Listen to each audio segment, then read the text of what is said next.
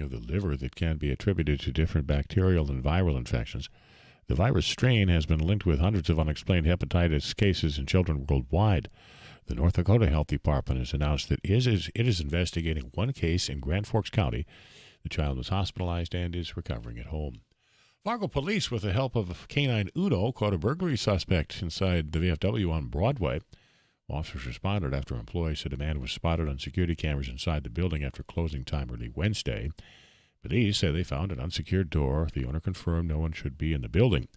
They set up a perimeter and used the canine unit to assist in the search of the large building. The dog found the man hiding in the basement. 41-year-old Gustavo Ruiz refused to come out, though, and he was eventually caught by the canine. Suffered a minor bite to his leg. He was cleared medically, and then the Fargo man was taken to the Cass County Jail on burglary charges. The University of Missouri has proposed disciplinary sanctions against 13 students as part of its investigation into an October fraternity pledge party that left a student from Minnesota with brain injuries. The university says federal student privacy law keeps it from providing details about the disciplinary decisions, but said the sanctions could include suspension or expulsion. The university's action comes months after Daniel Santulli of Eden Prairie was found in cardiac arrest inside a car at University Hospital in Columbia. A university police investigation found that Santulli and other Phi Gamma Delta pledges were forced to drink dangerous amounts of alcohol. A lawsuit challenging Minnesota's restrictions on abortions that was set to go to trial next month has been delayed indefinitely. The Court of Appeals issued the order. It says a lawsuit filed by abortion rights supporters cannot proceed, while an appeal, that is, over which side has legal standing, is pending. Fargo-Moorhead near 66 this afternoon. Overnight, partly cloudy, about 46 for the low, and then 70, partly sunny tomorrow. 61, Paul Jurgens, News Radio, KFGO.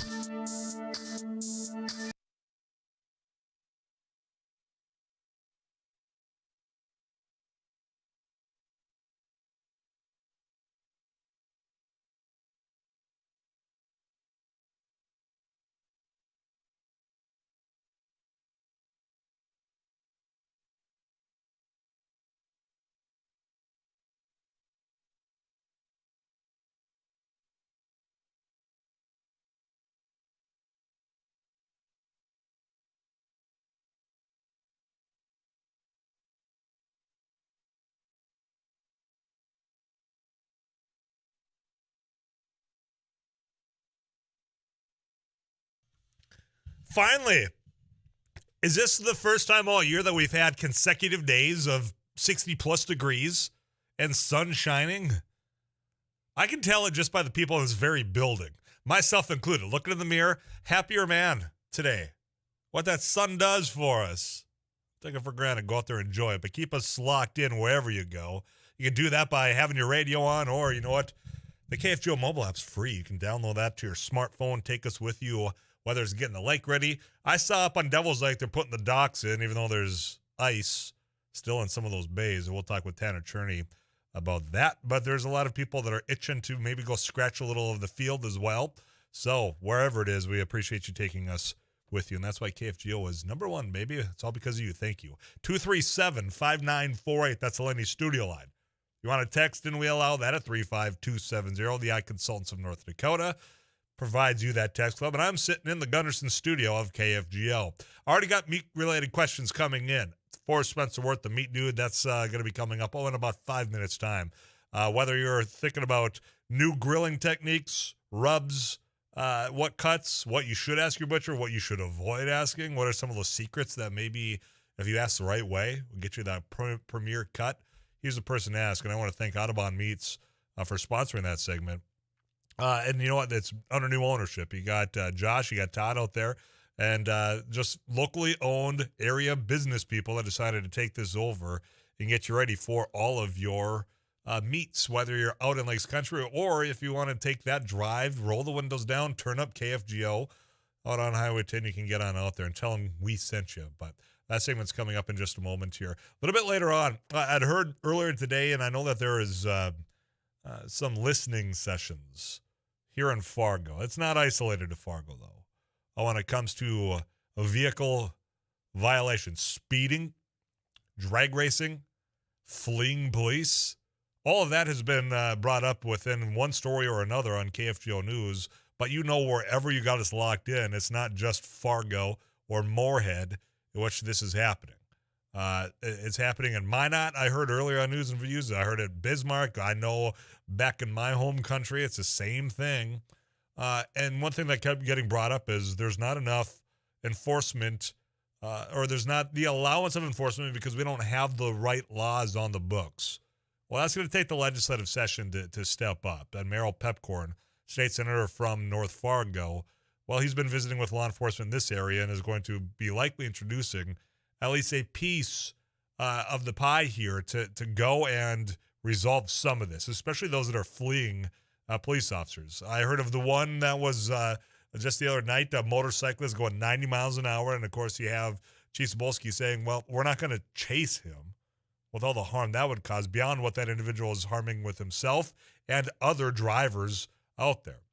But if there's a way to track down by getting that license plate, you got to have the tools in the toolbox, so to speak, from law enforcement to be able to do something about it. So we'll ask him what his proposal is, and you can share your thoughts, of course, in the text club as well. I know that I've noticed it more, and it's not necessarily a brand new thing. I know when I first came down to college, because I roommated with a guy who had the souped-up car, burnt orange. Yeah, I mean, all the fixings to it, right? And he would go out and he'd rev that thing. He was the guy, and I really hope he's listening up in Candy right now. He was the guy that if you weren't part of that inner circle, you hated driving by him underneath an overpass because you do the little rev up. It let you know that he was there. That was going on then. It just seems as though it's more top of mind now because I don't know if the number of people participating have grown or what, but it's certainly been a topic of conversation. So we're going to have that question of Mayor. What can the state of North Dakota do? We know that speeding fines are a complete joke in the state. And that has been repeatedly brought up in the legislature, and they've repeatedly turned it down. In fact, they've said, well, we should increase the speed limit, especially on interstates. And I'm not saying this is somebody who's innocent by any means, especially the times in which I was going back and forth to Bismarck every week. I had been known to partake from time. So I'm not throwing stones in a glass house here. Hell, it was the paper when I was a lawmaker that said, here are all of your lawmakers who have had speeding and traffic violations. My last name starting with an A in alphabetical order was a premier spot above the fold. So you all know if you read that, I think it was a Grand Forks Herald article way back in the day, that's the case. But that still doesn't mean that we shouldn't have tougher fines because if you've had to pay one of those, say you're driving in Minnesota, it impacts, right? There's a little bit of a deterrence. It doesn't completely eliminate the act of it, but it gets you thinking, maybe all of a sudden ease up just a little bit. So what can we do? We'll ask Merrill Pepcorn in just a little bit. Here's what's coming into the text club. All of your thoughts and questions on meat-related questions. We're going to get to that right after this with Spetzwort, the Meat Dude, brought to you by Audubon Meats. I'm Tyler Axis. Afternoons Live. Well, we're just getting started here on KFGO. Don't go anywhere.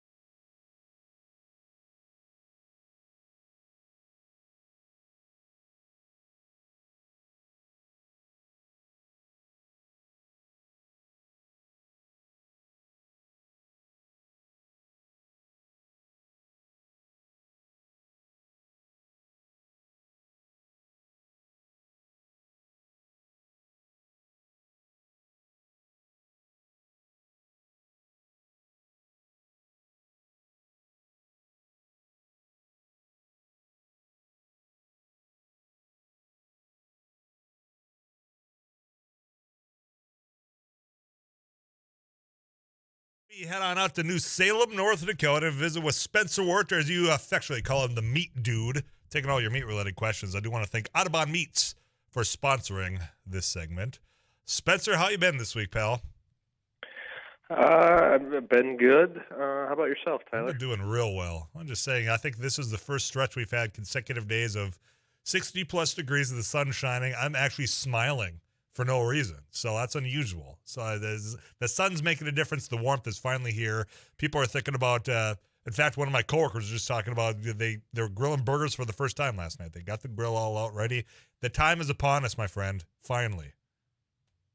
It's an exciting time of the year. It is for sure. Real exciting. I'm excited that sometimes before I even start this show, when I tease that you're coming on, that there's already questions waiting for you. So let's get to those, and I'll ask you about, it is Cinco de Mayo for those that are celebrating. We had a little bit of fun with trying tacos on It Takes Two.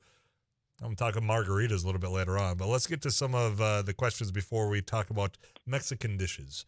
Tyler, can you ask the Meat Dude, what's the price of hanging beef? So that's kind of a loaded question because it can kind of be all over the place. You can use the USDA puts out a daily report of cattle that are slaughtered on the open market and what those cattle are going for. I haven't looked it up in a while. I would imagine it's somewhere around that $250 to $260 for a choice carcass.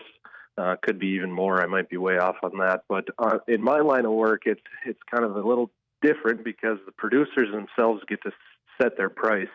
Most of the time, the producers are right around the going average market price. But I mean, I see prices as low as $2.40 all the way up to $3 per pound on the hanging weight. So, you know, it's a conversation that if you're buying local and you're buying a half or whole from a producer that you know, it's a great conversation to have with them. And it's, again, more power is in the producer's hands, which is always a good thing instead of just gambling on the open market. But yeah, that question is really hard to nail down because there's the open market that cattle are being sold on at the big kill plant. There's contracted cattle that the price was negotiated long before they get to the kill plants. Usually that's a little higher premium, but that's private information, so it's not reported by the USDA. So yeah, it is kind of a loaded question, and I hope that ballpark kind of helps answer it.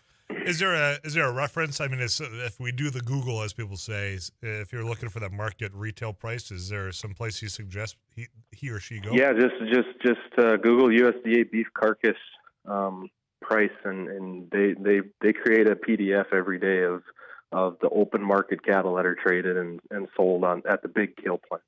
Very good. Let's get on to the next one. Hey, Meat Dude, how is hamburger measured to produce 80-20 or 90-10 fat blend? Yeah, so this is something that, again, the big plants are really good at. Us small little guys, it's very, very difficult, and actually we don't measure it at all because it's time-consuming, expensive, and you have to have specialized equipment in order to measure it. The big plants will have a combo, a batch of trimmings, right, and they can core that big combo, and I'm talking holding thousands of pounds of product, and they can core it, pull that sample out, and analyze it for fat, protein, different things like that. So they can create those batches. You know, let's say they got a 60-40, 60% lean, 40% fat, and then they got one over here that's a 92, 93, whatever. They can, you know, create a formula to know how many pounds of 60-40 to put into 95 if they're shooting for an 85% lean. And a small plant like this who comes like where I'm at right now, it's very difficult. And at the end of the day, we just try to eyeball it. Every beef is different. You know, we shoot for that 85% lean. It's not tested. It's not proven. You can visually, you know, kind of see, well, this one is tested. It's 85% lean. So the product we're creating is similar in visual appearance. But yeah, that percent lean is something interesting, and that's the big plants are good at it, and that's why all their labels have it printed on there, because it's actually tested in a laboratory setting that all these big plants have, you know, under their roof. So it's actually proven. Small plants like us, hard to do. And you just say, this is good old American-made beef, is all yours label says? Yeah, 6-1 meats, ground beef. That's about it. Okay, so now you know. Tyler, can you please ask Spencer if he's tried sous vide for steak and what cut he prefers? First off, did I actually enunciate that and pronounce it right for the first time, like ever? Sous vide? I was going to say the first time ever. I think you did. I think Eric prepped you. He must have told you it was coming or something. No, I in fact asked him twice. I go, hey, it's sous vide, right? Hey, man, sous vide's how you say this? So, yeah, I rehearsed before we got on live air. But I'm glad it stuck this time because that's not always the case. Back to the question instead of the insults, shall we? This person's wondering what cut you prefer if you've tried it. That's one cooking method that I have not personally done is sous vide. The thing about sous vide, though, just the cooking method itself, any cut is going to turn out in there. It's just a matter of what temperature you set your water at and how long you're going to leave it in there for. I mean, everybody's seen the videos that are becoming popular of cooking methods, and especially sous vide. And I mean, they've seen ribeyes, sirloins, probably nothing bone in because you're probably going to lose the seal on your vacuum bag and then you're boiling it instead of sous videing it. But really any boneless cut should be able to be sous vide. It's just a matter of, like I said, temperature of that water and how long you're leaving it in there. So is this a special thing you've got to buy? So I'm not just going to get a kettle, right? And I've got my my cheap little as seen on TV vacuum sealer and I'm throwing in a sirloin, right? I mean, is there something special that you have to buy to do this? No, I'm pretty sure you can just, if the seal holds, any vacuum bag will work when it comes to sous videing. So. Well, I'm happy to hear that because I threw that out there the other day and someone was like, you idiot, that's not how you do this at all. Well, I think now I'm going to take it from the meat and do that. In fact, yes, I can. 35270. Yeah. Do you have any more? Do you want to pile on that individual too? Well, that's listening? just another disclaimer is I have never sous vide before, so. Man, why you got to do that? Why you got to back out on me? I thought we were taking a stand together for a change. Spencer Wertz, the meat dude. He's taking your meat-related questions. Brought to you by Audubon Meats. You got a question, 35270. It is Cinco de Mayo, and I told you, hey, there's people that are eating tacos. Well, of course, you're thinking beef at that point. But there are other ways and other dishes in which you can prepare. And then I threw that out to you. Say, hey, let's throw this out. You come back with tongue tacos and cheek tacos. What? Explain to me. What are these? Yeah, well, I mean, it's just another protein source, but tongue tacos, if you get or cheeks, if you get the opportunity to either cook it yourself, but I would get some practice up before you're preparing for a holiday like this to serve it to your buddies. But yeah, they're pretty popular. I found them in some Mexican restaurants. But tongue and cheek both are very, very rich flavored cuts of beef. So I mean, it's the flavor of beef on steroids. Cooking is very delicate, long, time consuming. But the end result, utilizing those cuts is well worth it. I actually just made some cheeks probably a couple months ago, actually, and smoked them and roasted them all night, and they shredded just beautifully. They're super tender and super, super rich flavored. So, yeah, I mean, a taco's a taco, right? Whether you put ground beef into it, tongue, cheek, whatever the case may be. Just tongue and cheek are kind of flavor-wise, far superior to ground beef. So when you get the boys together in the shop and you're cooking, do you tell them that, hey, these are tongue tacos before you just, hey, go help yourself to the taco bar back there? Or do you let them find out after? So it's funny that you say that because I actually cooked these cheeks for my son's first-year birthday party, right? So we had about 30, 40 people as guests for his birthday party, and I did not tell anybody it was cheeks until after they ate it. Yeah. And everybody was just raving, saying this is the best beef ever. And then I, with a smile on my face, tell them it's cheeks. And did anybody get upset? Nobody got upset. They just, the question always is, cheeks, what do you mean by that? It's exactly what it is. I imagine you had that Shinerbach up to your face the whole time so they couldn't see you grinning while they were diving on in, I imagine. Spend some ahead of time, my friend. We'll do it again next Thursday, all right? Sounds great. All right, appreciate it. Spencer Worth, the Meat Dude, every Thursday at this time, taking your questions. I want to thank Audubon Meats for sponsoring that segment. If you are looking to go out, purchase some of the beef, purchase some of the ribeyes, all that, Audubon Meats is the place you're going to want to go under new ownership and new management. I'm Tyler Axis. After News Live is rolling on, you got it locked into KFGO Fargo.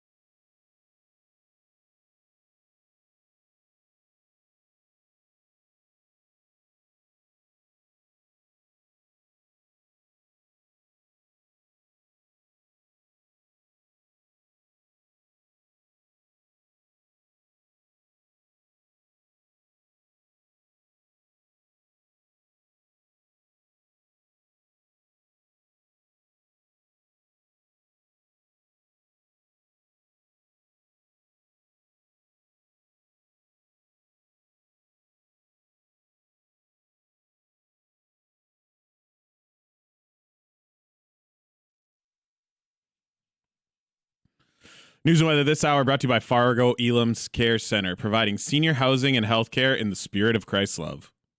Fargo-Moorhead, we have a partly sunny sky, 62 degrees. I'm Paul Juergens. The North Dakota Health Department is investigating one case in Grand Forks County of hepatitis in a child, and Minnesota-based Mayo Clinic has now joined the investigation into an outbreak. Nearly 300 probable cases of severe hepatitis have been recorded in children worldwide, according to the World Health Organization. Mayo Clinic pediatric experts say a common virus called adenovirus could be responsible for the surge. Pediatric infectious disease expert Dr. Nipuni Rajapakse says it's too early to say what the likely culprit is. So lots of different ideas out there. I think people are rightfully keeping an open mind about this. I think one of the most dangerous things you can do in a situation like this is to really hone in on one thing and only pursue that as a theory. And so I think everyone's trying to keep an open mind and explore all of these different options as we learn more about these kids. There's no indication that COVID infections or vaccines in children have played any role in the hepatitis infections, which have not been the typical A through E hepatitis viruses. Reporter Mark Fry, it's 62. This is KFGO News.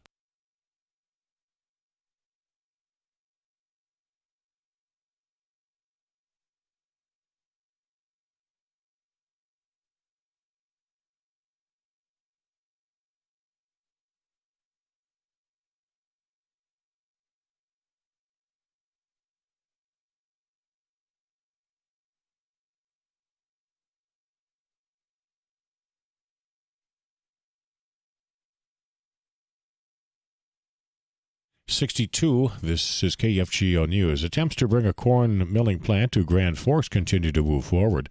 The Planning and Zoning Commission has approved rezoning of 370 acres of land for the proposed Fufeng project. Prior to the vote, critics again voiced concerns over the company's ties to China and potential odor issues. The recommendation now goes to the City Council for further review on May 16th. The largest property tax reduction for homeowners and renters in over 20 years, child care tax credits, and no state income tax on Social Security benefits for those making under $75,000 are among the highlights of the tax cut bill passed by the Minnesota House. Dilworth Democratic Representative Paul Marquardt says the bill considers families and seniors. The Senate Republican bill calls for ongoing permanent tax cuts. It remains to be seen if the two sides can work out a compromise before the legislature adjourns in under 3 weeks. Despite a healthy reserve, UND President Andy Armacost says there are a few revenue signs that bear watching in the coming years. Armacost told a meeting of the University Council that despite a 4% tuition increase, state funding only increased from $179 million to $183 million. He said state funding is based on credit hours, and between 2018 and last year, UND saw those hours drop by 30,000. This should get our attention, but what this is representative of is an increase in the number of online students, which has doubled over the last 6 years, and then a gentle decline in the number of on-campus students. Online students are more likely to take fewer courses than our on-campus folks. Armacost says funding reserves across the campus have grown to about $110 million. Research funding has also climbed to $143 million during the past year. KFGO Weather Center forecast, partly sunny this afternoon. We should see a high near 66. 46, partly cloudy overnight. Tomorrow, 70 and partly sunny. For the weekend, Saturday, windy, partly sunny. Meteorologist Tom Shemansky has shower and thunderstorm chances in his forecast, 72 and 69. Mostly cloudy Sunday. More shower and thunderstorm possibilities. It is partly sunny, 62. Paul Juergens, News Radio, KFGO.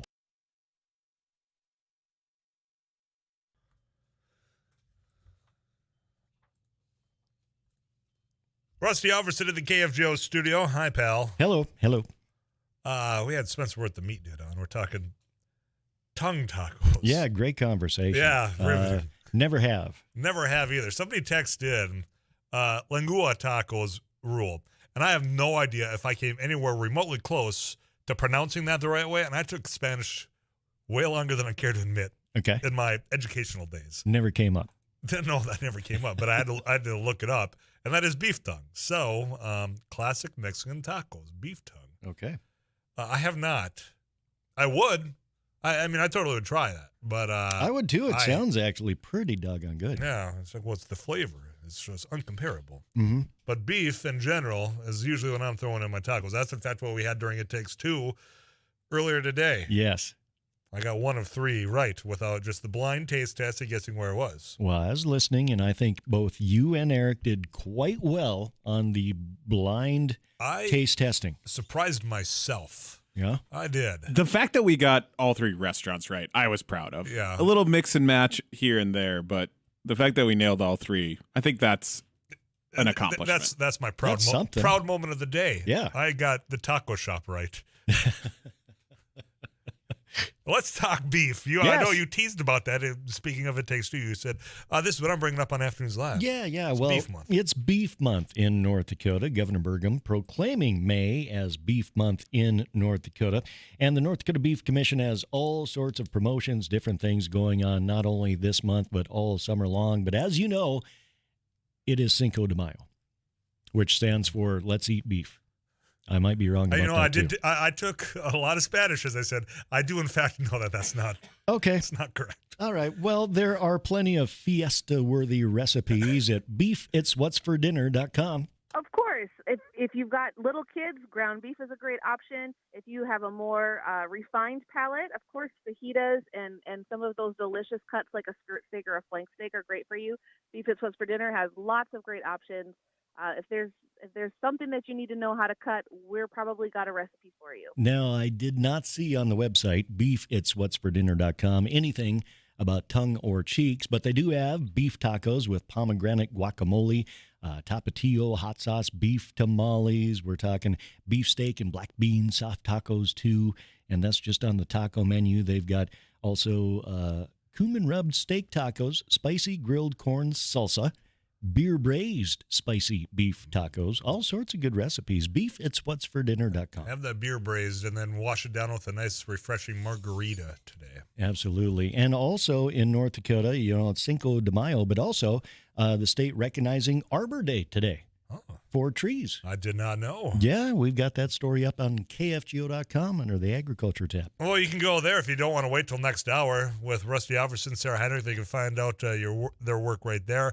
Audibles is coming up today. Are you in? Oh, right. yeah. Yep, Very I'm good. in. Yep. It's brought to you by Don's Car Wash. Put a smile on your car, on your face. I'm actually going to the 52nd Avenue Don's tomorrow. Maybe pop on down there, too. Okay. That's a polite saying. No, I'm too busy to go to. I read through those. Good for you. Tyler, what's up next? I had goat tacos. They were fantastic. I also didn't know what they were when I ate them. Here's another one. Tyler, nothing I dislike more. I'm not going to finish reading this right now, in case. Just to save myself, just in case. Because I got that. You could probably eke by this one. And again, it's Arbor Day in North Dakota. Thanks. They'll make like a branch and leaf. Get out of here. CBS National News on the way. Let's talk with the state senator, Merrill Pepcore. Let's talk about what he is perhaps proposing about all those people that are fleeing cops. That's right after this on KFGO.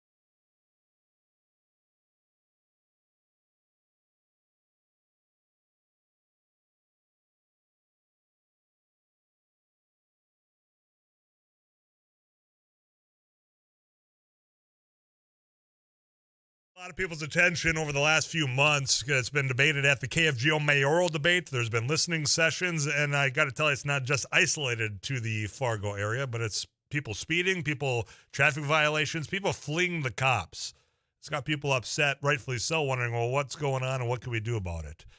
Merrill Pepcorn, he's a state senator from North Fargo, joins me in studio. How are you doing, pal? Yeah, very well. Thanks, Tyler. Nice to be here. I appreciate you taking some time. I caught wind that you have been working on a couple of things, perhaps preparing for the next legislative session. Have you noticed an increase in some of the people speeding, drag racing in the North Fargo or just general in this area?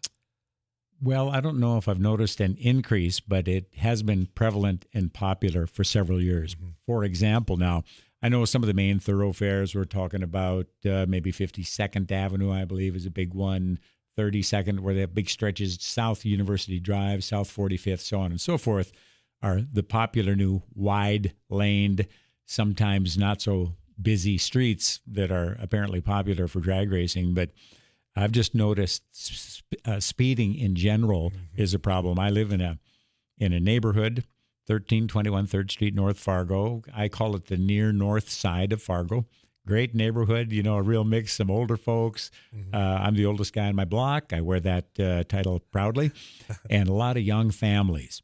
Very walkable, lots of folks, seniors and kids walking their dogs and kids and pushing babies around and just a really good neighborhood. And it's alarming the speed at which cars go down 3rd Street. And I've thought about this issue myself, it's kind of like, what can I do about it? And I haven't come up with a magic solution yet. But yeah, it's an issue. It's been ongoing, and now it's in the news. And I'm glad people are talking about it during this election cycle for city government as well. And what's interesting is, wherever the ball got started rolling on this conversation, now I think people are, I've noticed it as much. And now more people are talking about it, which is only going to help maybe resolve or do something to attempt to do that. One thing that stood out to me hearing from the police chief during KFGO earlier was talking about, for one instance, a motorcyclist driving 90 miles an hour. And they're like, we're not going to pursue at that point. But that's fleeing police.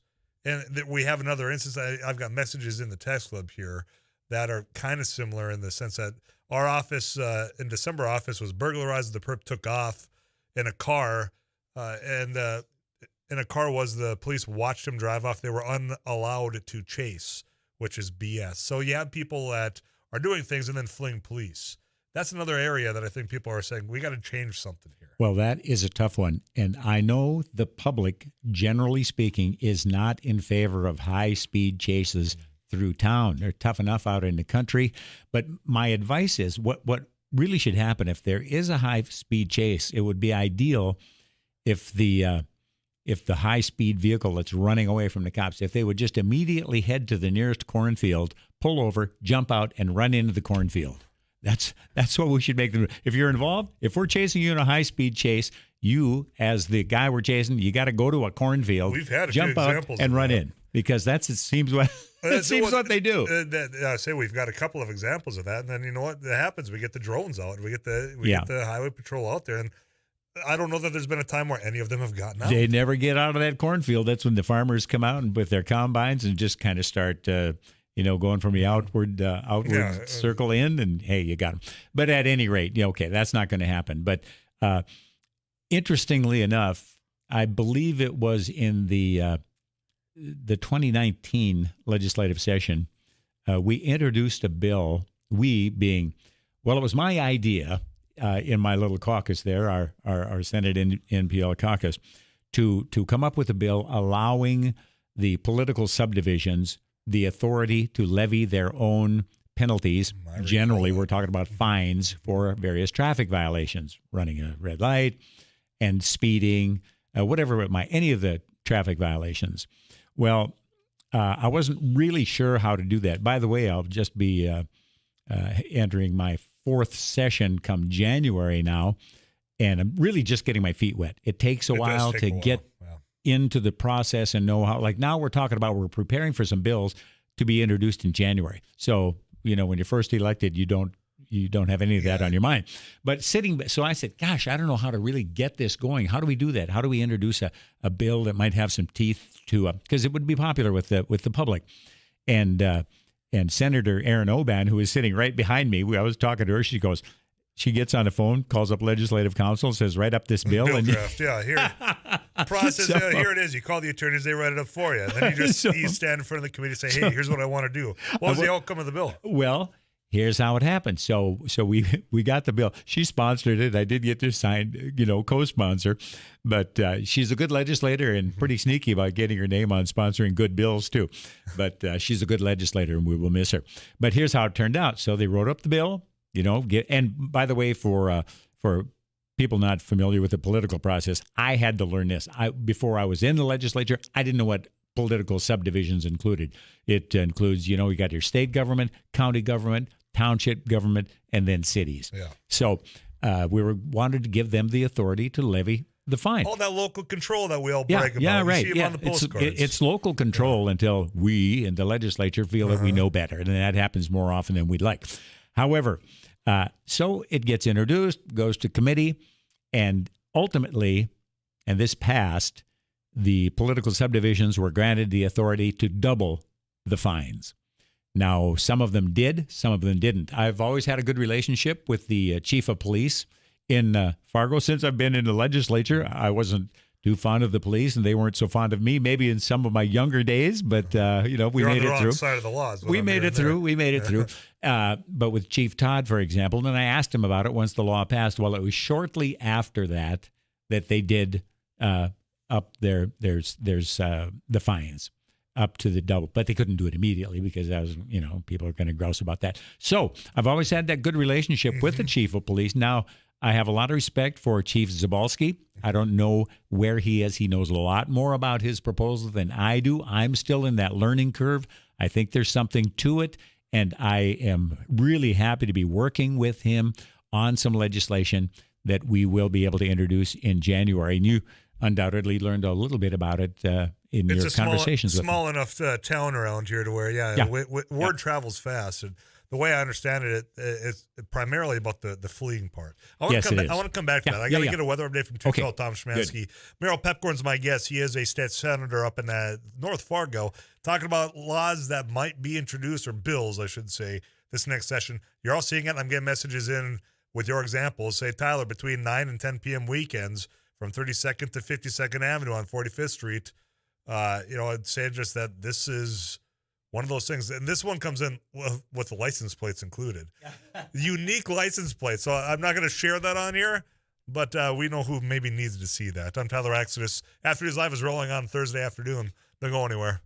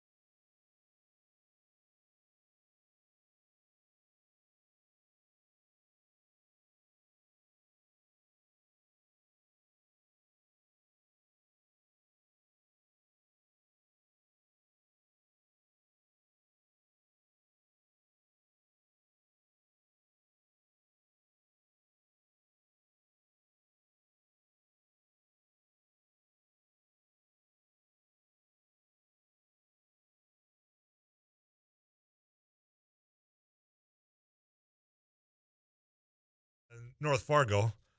And I want to dive right in here because you and Chief Zabolski have been talking about some things that could be introduced next session that hopefully you're reelected, you get back out there and put this in about fleeing. Explain a little bit if you can. A quick word. Our District 44 that I serve in now, the area, the geographic area has moved south a little bit. So we represent what I call the near north side of Fargo, up to 20th Avenue and downtown.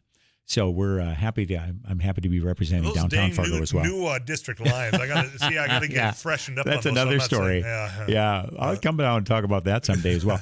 But what Chief Zabolski, and I'm just getting educated on this, and he has a lot of homework to do too, a lot of groundwork to be laid. As you know, legislator, this doesn't necessarily come up with a bill, but you've got a constituent or somebody interested in it, and they do a lot of the research, a lot of the groundwork to get the facts together. And he's visiting with other chiefs of police, the highway patrol, the county sheriffs, and what they think about this legislation that will put a lot of the onus of a vehicle on the person who owns the car. Now, how are we going to track that down? License plates, however you can. And there's some nuances there that we'll have to iron out the wrinkles as well. But to hold the vehicle owner responsible in a very serious way, maybe his kid has it, maybe a friend has it, and to get the owner of that vehicle. For example, now he came from Wisconsin. We're talking about Chief Zabolski and Fargo Chief of Police. I brought it along here, but you know how the laws are written. They're very, very complicated. Right. It takes a lawyer to interpret them. But just a couple of the highlights from this law in Wisconsin. A vehicle owner or other person found liable under a particular section of the law in violation of that shall be required to forfeit not less than $300 or no more than $1,000. That's for the first time. Then penalty for violating another similar section of the law, except for as provided in so-and-so. Right. Any person violating this law is guilty of a Class 1 felony. So we're talking about serious consequences for owners of the vehicles who are being pursued in these chases that we know we just can't live with. Well, and that's one thing that I think has been pretty resounding from listeners is we got to have laws and we got to have a strict enforcement of these laws. So if we're talking about potential felony because of fleeing the cops, again, we don't want the high-speed pursuits like you say in town. If we run your plates, we know who the owner is, and if it wasn't them, I imagine they're going to rat out whoever was in fact driving. Well, and I personally think increased fines will work. Several years ago now, I went over the Main Avenue Bridge, wasn't wearing my seatbelt, got right over the bridge near what is now, I can't remember the name of the restaurant. Used to be Kirby's, and before that it was Deemert's. But man, the cop was right there and nailed me. And I thought I wasn't fair. I was going to appeal it, but the timing didn't work out right. $100 for not wearing my seatbelt. Really? Right? And so I'll tell you what. Put your seatbelt on now, since then, I have always, and I generally wear it around town. It's not a first primary offense in North Dakota yet. Law enforcement listens to this show. They're gonna be waiting for you to leave this. Yeah. I'll have my seatbelt on. But so in my case, in this instance, for a seatbelt violation, I started buckling up immediately. Yeah. So I think that'll work. But I think Chief Zabolski is going to be visiting with other law enforcement officers, other government officials, such as mayors across the state. I'll be visiting with other legislators, not only from the Cass County, but from across the state as well, other concerned people and lawmakers and people from other states where something like this is in place, and we'll build a strong case for this particular bill. Something along these lines we'll come up with. Well, I think people are just probably happy to hear that. So there's attempts to be made out there to change something because it's a public safety thing. Merrill, I appreciate it. Yeah. If you're running for re-election, do you have a Facebook or something you want to direct people to? Yeah.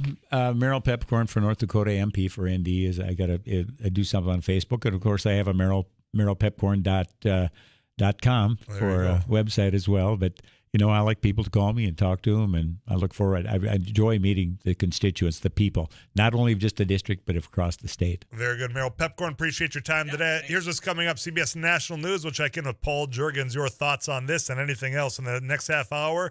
You, me, this microphone, your cell phone. I'm Tyler Axedis. You got it locked into 790 AM, 94.1 and 104.7 FM, KFGO.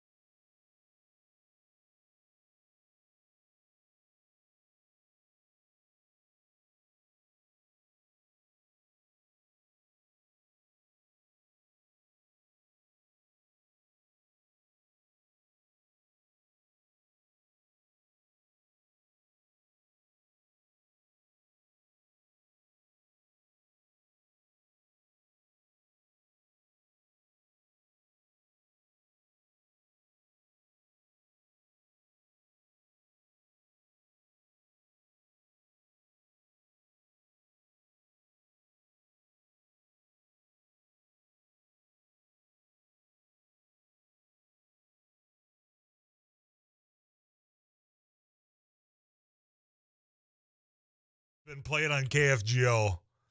I'm going to say in the single digits. Funny. They've all been probably on this show. Funny enough, I played it recently for our new old host in the drive time hour because he wanted to hear it. Serious? Yeah. Jack Sunday wanted to hear Jump Around. It was not the text I was expecting, but I got a text like, we should play this once in a while. Okay. All right. It's my man, Jack Sunday. He's got the Drive Time News coming up 5 o'clock. 30 years ago today, 1992, House of Pain's single Jump Around was released. There's a lot of birthdays today as well. But first, the series finale aired of Boy Meets World, which was one of our shows in our generation. Topanga actually turned 41 today as well. So they had the series finale on her birthday. Wow. Heartbreaking. You know what else is heartbreaking? When you heard the sound on MTV that there was music news and Kurt Loder came on. You knew somebody had an accident or was deceased. Well, it's his birthday. 77 years old. Kurt Loder. Singer Adele turned 34 today. Broadcast journalist Brian Williams is 63.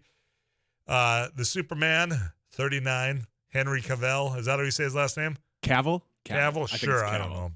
Also, one more on this date. 1973, the Secretariat won the Kentucky Derby, the first of his Triple Crown victories. That's what's happened on this date.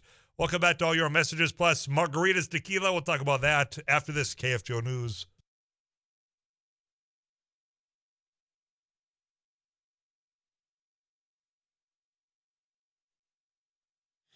KFGO News, Fargo-Moorhead, partly sunny, 63 degrees. I'm Paul Juergens. North Dakota's Department of Health says a case is reporting a case of pediatric hepatitis. It was in a child in Grand Forks County who was hospitalized but is now recovering at home. Minnesota is investigating hepatitis cases in children at several hospitals. Hepatitis is a swelling of the liver that can be attributed to different bacterial and viral infections. The virus strain has been linked with hundreds of unexplained hepatitis cases in children around the world. Governor Burgum says state agencies may use their present budgets as a starting point for new 2-year spending plans, and although agency heads should consider inefficiencies, they don't have to identify potential cuts. The governor's guidelines come as the state experiences soaring oil prices and revenue is far exceeding forecasts. Burgum says he intends to include a state employee pay raise in his next 2-year budget recommendation, though he did not provide details on how much he will suggest to lawmakers who may adopt an equal raise for themselves. The University of Missouri has proposed disciplinary actions against 13 students as part of its investigation into an October fraternity pledge that left a student from Minnesota with brain injuries. The university says federal student privacy law keeps it from providing details about the disciplinary decisions, but said the sanctions could include suspension or expulsion. The university's action comes months after Daniel Santulli of Eden Prairie was found in cardiac arrest inside a car at a university hospital in Columbia. A university police investigation found that Santulli and other Phi Gamma Delta pledges were forced to drink dangerous amounts of alcohol.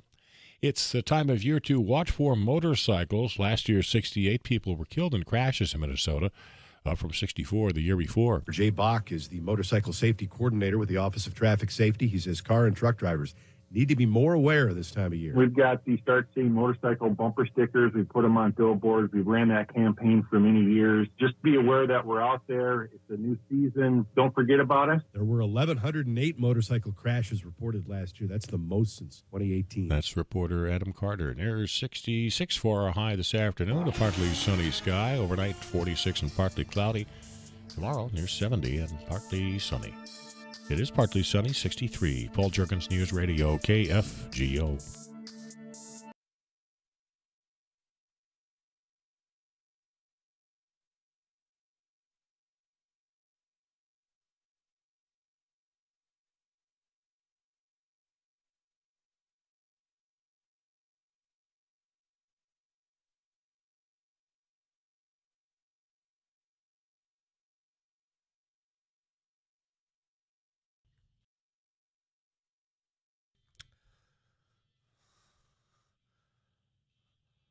Okay, there's one more Cowtongue text that I'm going to share with you. Did not foresee this being the hot topic of the day, but I appreciate it. Tyler, growing up in Iowa many years back, we often had Cowtongue.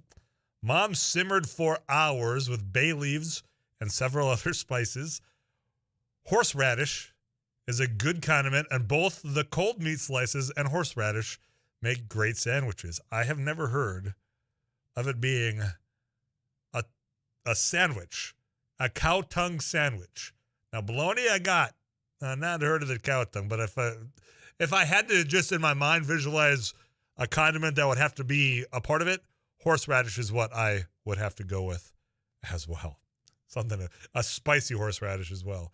The law enforcement side of the whole vehicle violations. I mean, speeding, fleeing cops, the drag racing going on.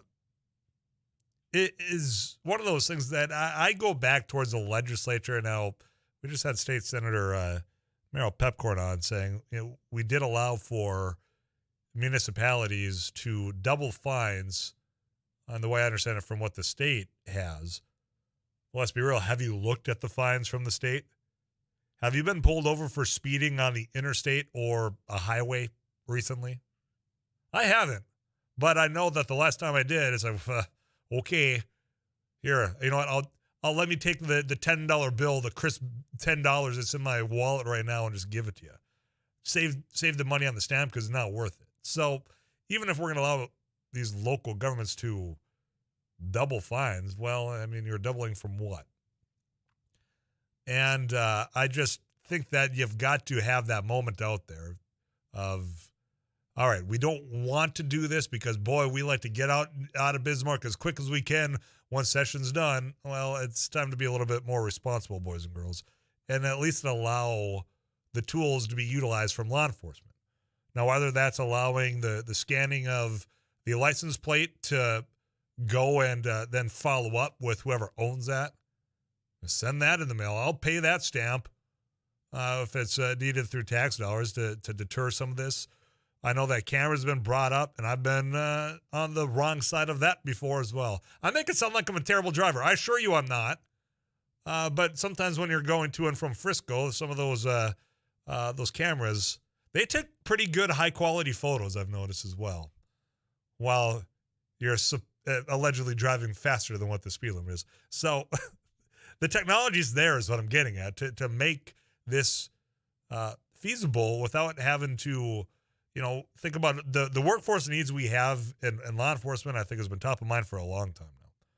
It's tough finding people that are wanting to go out there and, do the beat on the street here. The messages that I've gotten in are interesting, though. And I'm curious. This person certainly has a level of knowledge that I don't on this subject.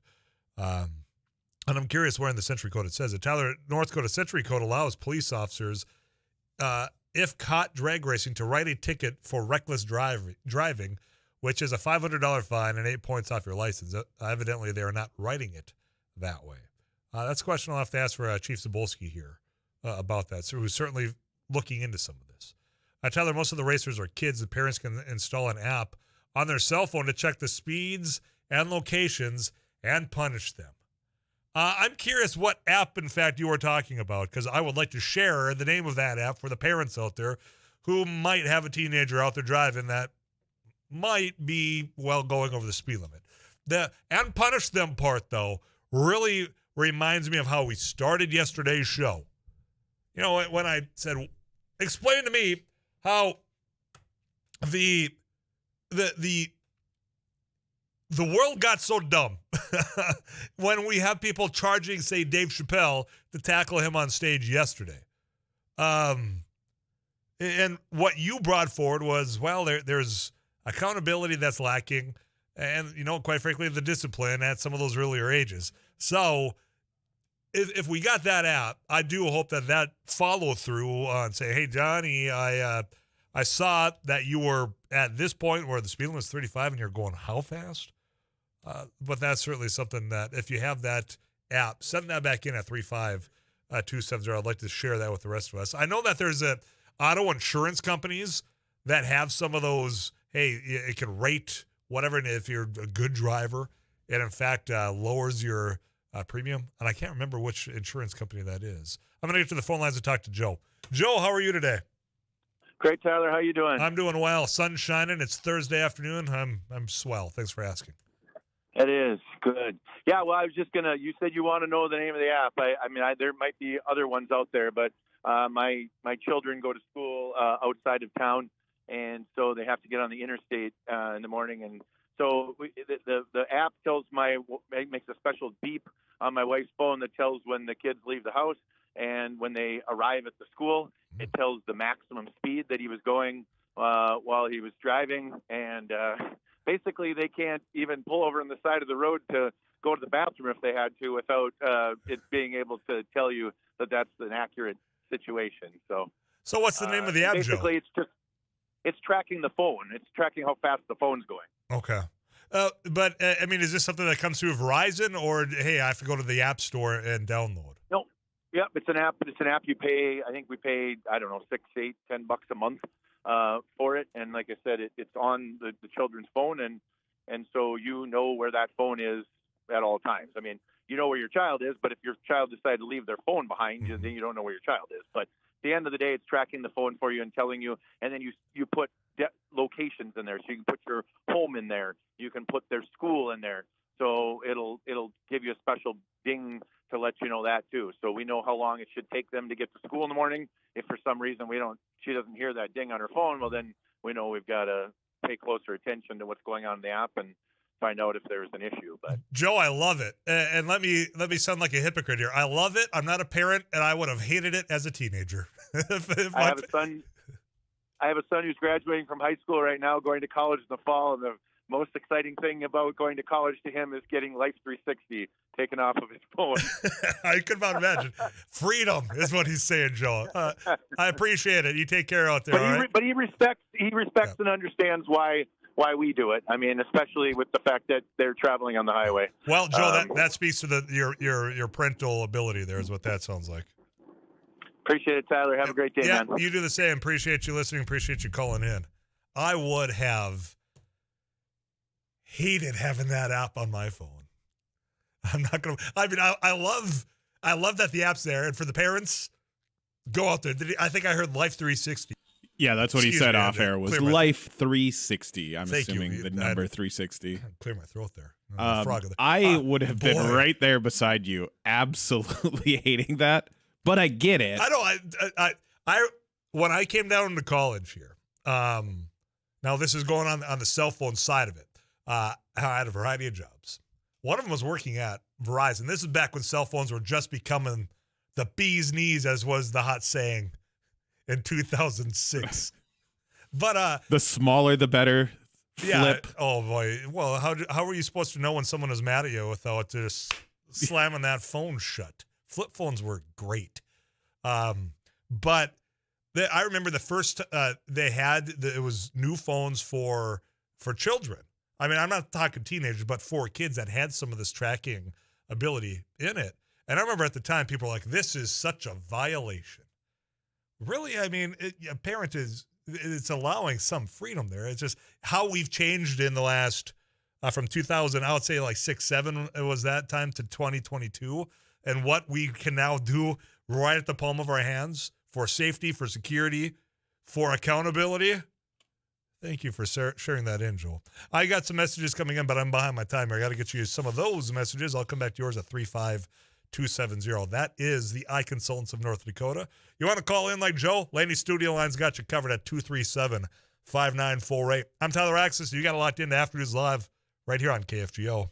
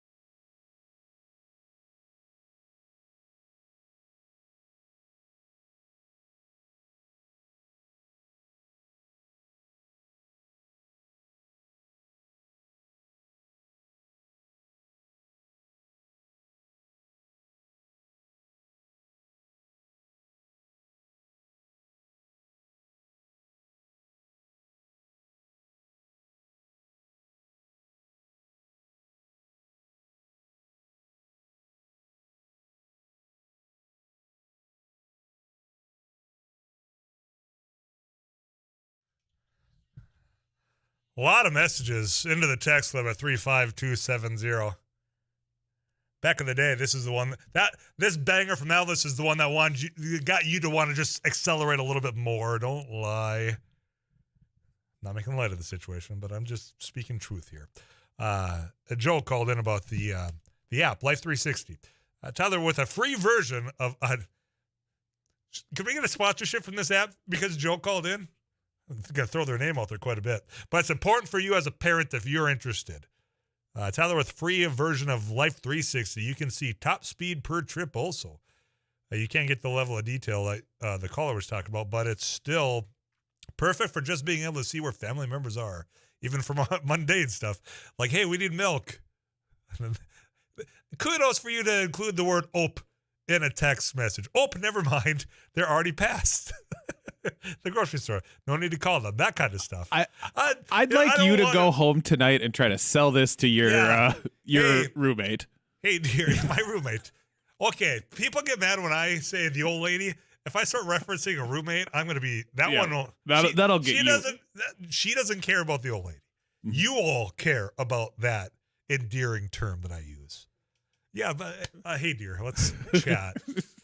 Let's get off the smartphone and let's go to the app section because I heard a great app that I think that you could use, not me. I don't want problem is if you play chicken with that, it's like, all more right. detrimental than it is. On the count of 3, we both hit download. No, I think I'll pass. But for parents that are wanting to be in the know for your children, consider that. Tyler, there's an app called Speedometer, GPS and speed.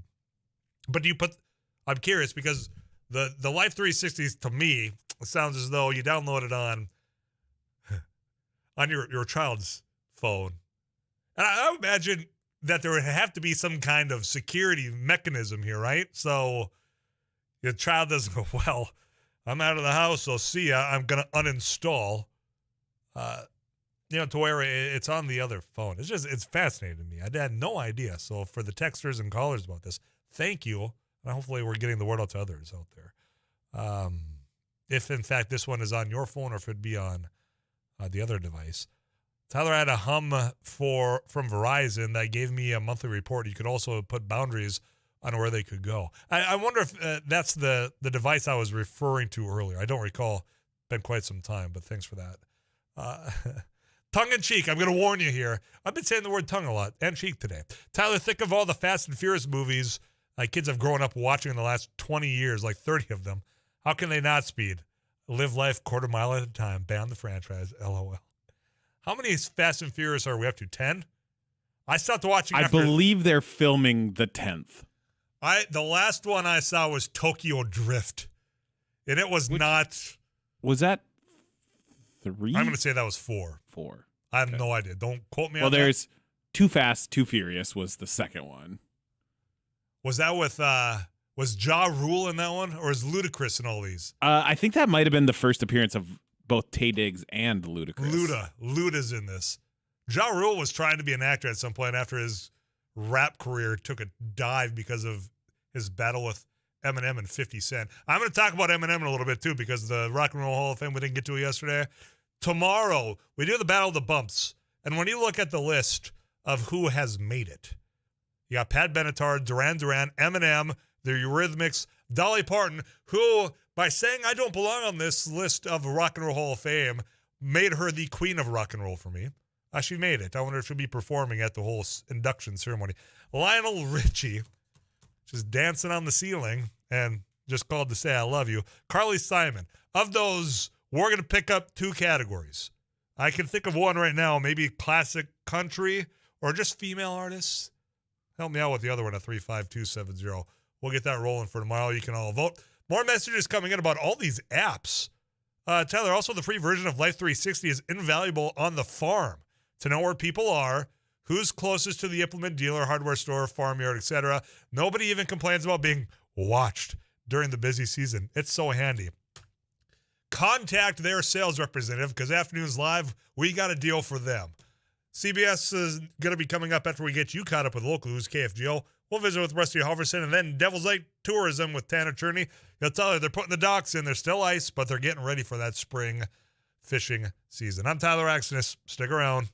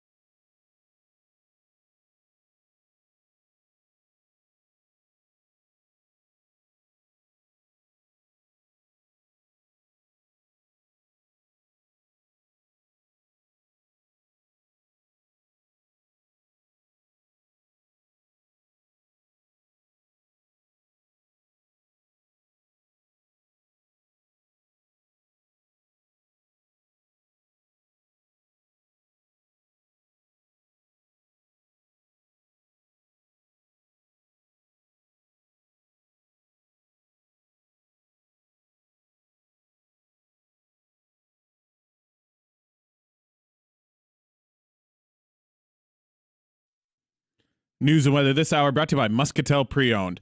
Muscatel's was voted number 1 by localsloveus.com for good reason. So stop in today to Muscatel Pre-Owned, just off of Exit 1 in Moorhead. Partly sunny, 63. I'm Paul Jurgens. North Dakota's Department of Health is investigating a case of pediatric hepatitis. It was in a child in Grand Forks County who was hospitalized but is now recovering at home. Minnesota is investigating hepatitis cases in children at several hospitals. Hepatitis is a swelling of the liver that can be attributed to different bacterial and viral infections.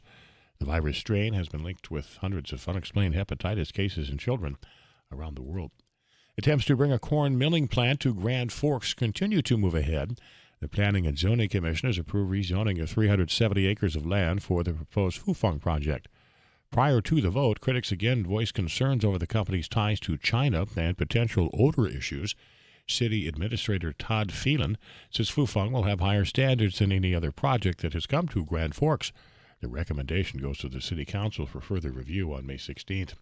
A survey by the Minnesota Pollution Control Agency shows 25% of Minnesota cities do not have plans to address extreme weather caused by climate change. Reporter Brent Palm. Commissioner Katrina Kessler says as more communities experience extreme rainfall, storms, flooding, and drought, the legislature needs to step in and help.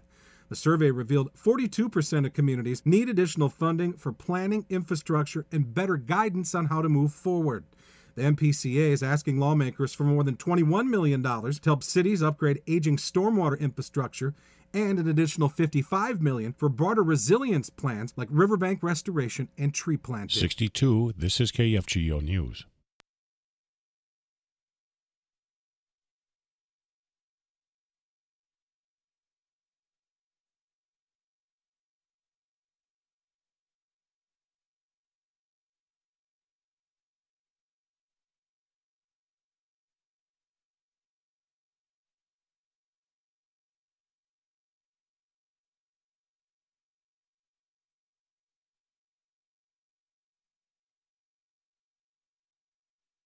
.62 degrees. This is KFGO News.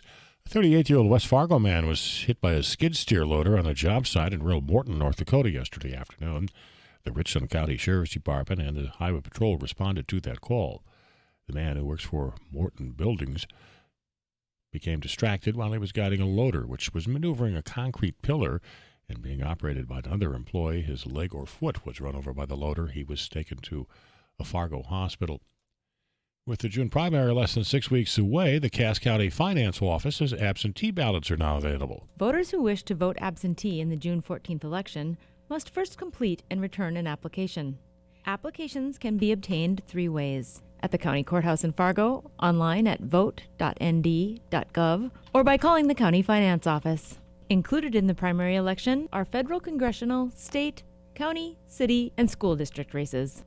Absentee ballots must be postmarked no later than June 13th, or may be delivered to the county finance office or dropped in the drop box in front of the courthouse no later than 5 p.m. on June 13th. Early voting in Cass County will run June 6th through the 10th. Tasha Carvel, News Radio, KFGO. A Grand Forks businessman has been named the managing director of Recovery Reinvented. In announcing the selection of Jonathan Holth, North Dakota First Lady Catherine Burgum says his leadership will enable the program to evolve and thrive. Recovery Reinvented is designed to end the shame and stigma surrounding addiction in North Dakota. Holth says he will start his new duties on June 6th. Holth serves as a community and client development manager for JLG Architects and is co-owner of Toasted Frog Restaurants and Urban Stampede Coffee Bar. Fargo-Moorhead looks like mid-60s or so for our high this afternoon. Perhaps 66, partly sunny, 46 overnight, partly cloudy. Then tomorrow near 70 degrees, partly sunny. Wind will pick up out of the south-southeast tomorrow. 72 then Saturday, partly sunny and windy, chance of showers, thunderstorms, afternoon and evening. And then near 69, mostly cloudy with another rain chance in the form of showers and storms. 70, mostly cloudy Monday, possible showers and thunderstorms. Fargo-Moorhead, partly sunny, 62. Paul Jurgens, News Radio, KFGO.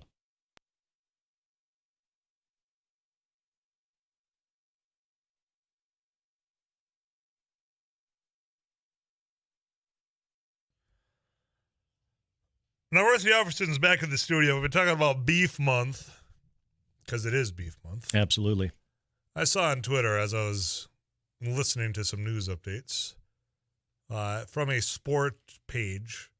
You know, you got your T-shirt cannons that you see at sporting events. Yep. You're going to be more excited if you see that T-shirt cannon pointed at you, or, as I just saw, a hot dog cannon. Oh, really? Yeah, you wrap it in wrapped in tinfoil. You feed it through the back, and then all of a sudden they're launching hot dogs into the stand. I'd rather have the dog. Give me the hot dog also. I know it's just going to be a momentary satisfaction. Yeah. Aside from wearing a T-shirt for however long you keep your T-shirts, I think I'd prefer a hot dog. Yeah, I'd rather have the hot dog. But doesn't a hot dog seem much more dangerous? I mean, hot dog is way more dense than a T-shirt.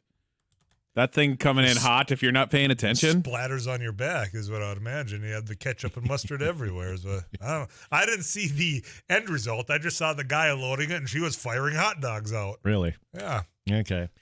Well, it is beef brats. Beef brats. Yeah. It's beef month, and North Dakota Beef Commission, they're going to be working with the Bismarck Larks and the Fargo-Moorhead Redhawks on beef promotions throughout the summer. Haven't heard anything about a cannon involved in those promotions.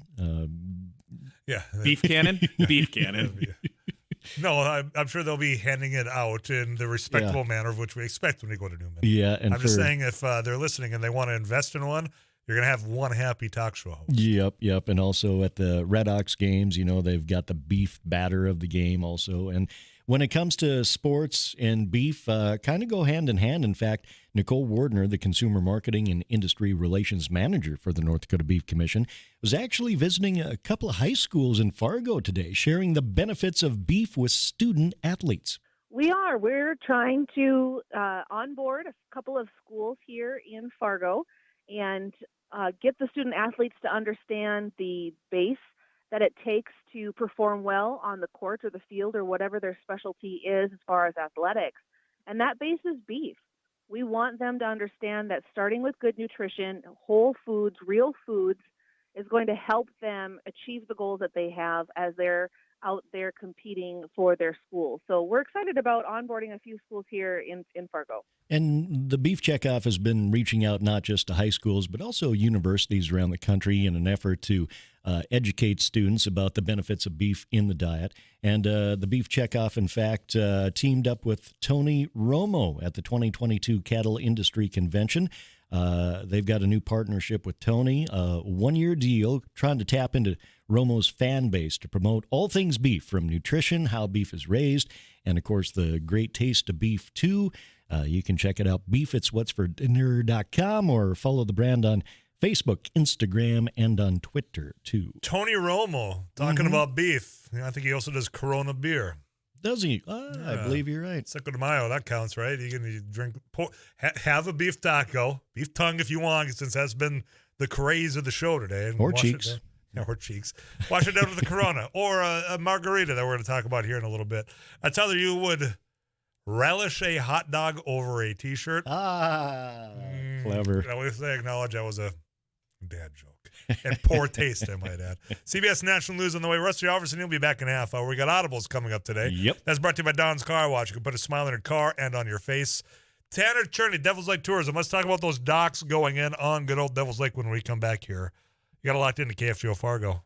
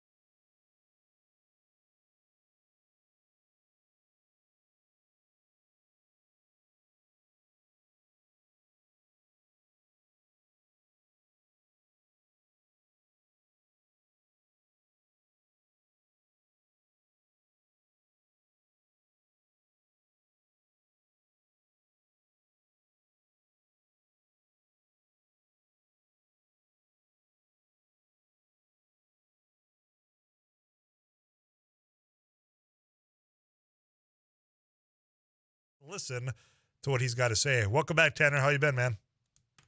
Been great, Tyler. How about yourself? I'm doing real well. I appreciated going on the old Facebook earlier and seeing that our pals over at Woodland Resort were throwing the docks in. They say, yep, we know that there's still some ice out on the bay, but it's time.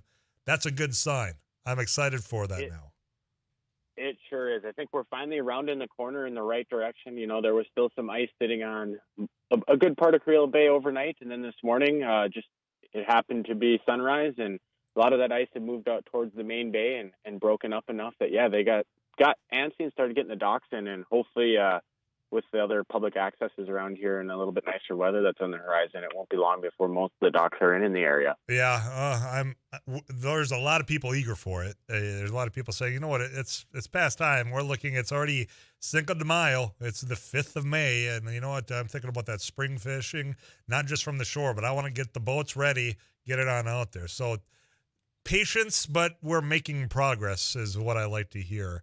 As far as from the shore, have people been out and about up there? We finally have had a stretch of, I think, 3 consecutive days of 60-plus degrees sunshine, at least where I'm at. Have people been out and about?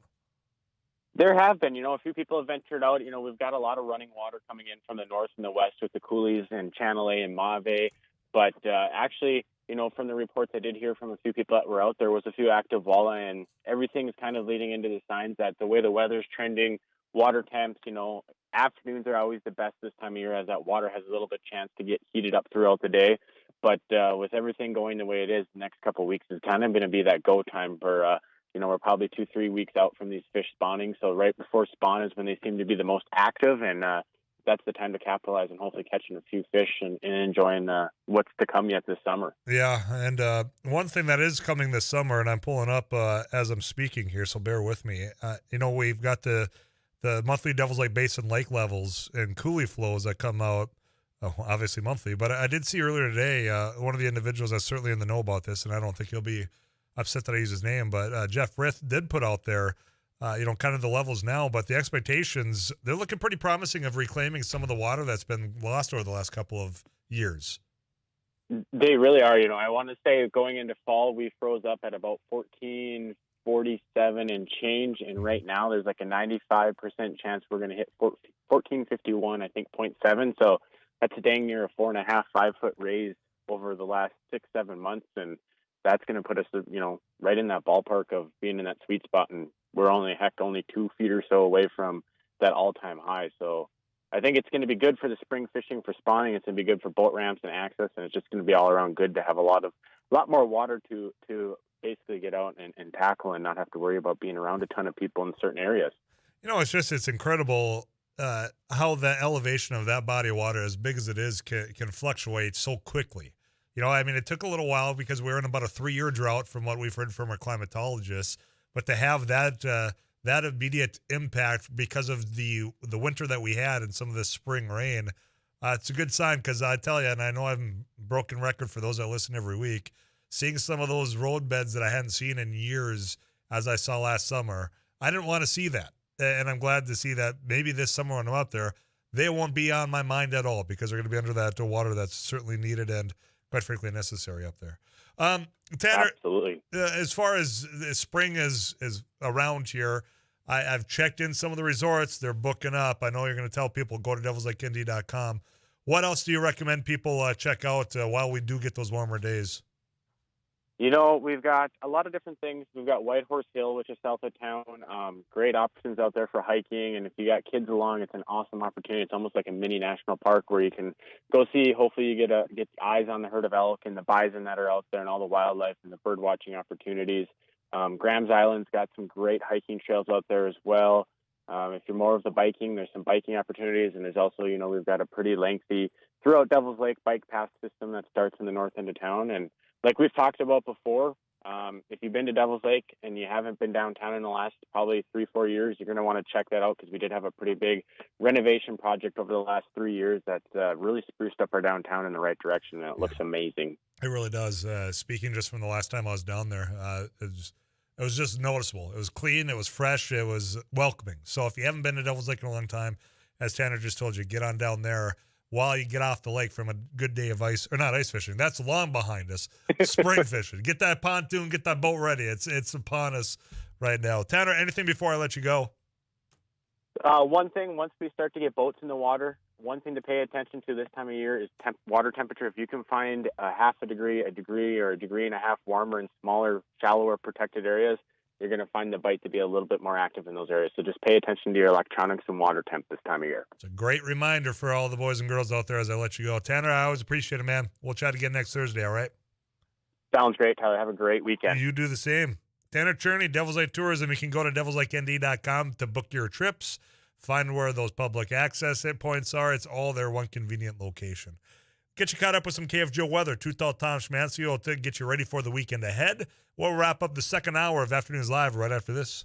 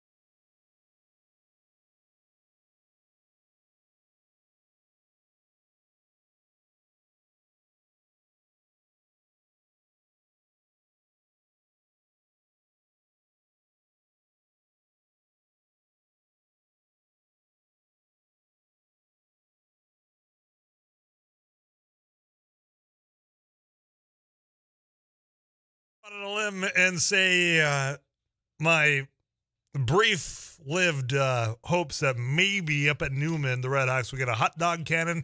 Not going to happen. Because as I went down the rabbit hole while they were getting a weather update from Too Tall Tom Schmansky telling you, hey, things aren't going to be too bad. I found a 2018 article, June 20th.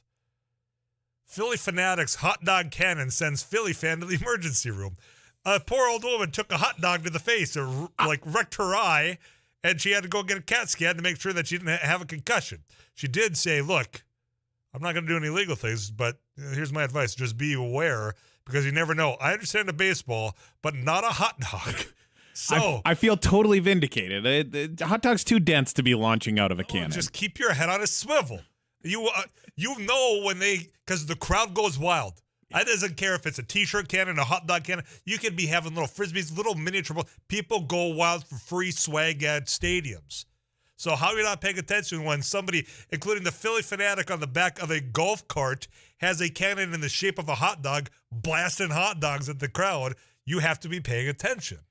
True, but maybe they underestimated how much force was behind that hot dog. Fanatic, you got to dial that CO2 down a little bit. That got me into another rabbit hole. How much can you buy a T-shirt cannon for? And to do that and to do my research, I did tshirtgun.com. Oh. And it's a thing. Okay. The Bleacher Reacher Pro. The Bleacher Reacher Pro. The most expensive, $1,639. Right, that's outside the budget. The cheapest you could find, the Micro Mini, or the Micro Mini in black, $700. But wait, there's more. They've got custom cannons. You want a T-shirt cannon in the shape of a beer bottle? They got you covered. You want it in the shape of a lollipop? Don't worry. You can find that. A guitar? Absolutely. A hot dog? You bet.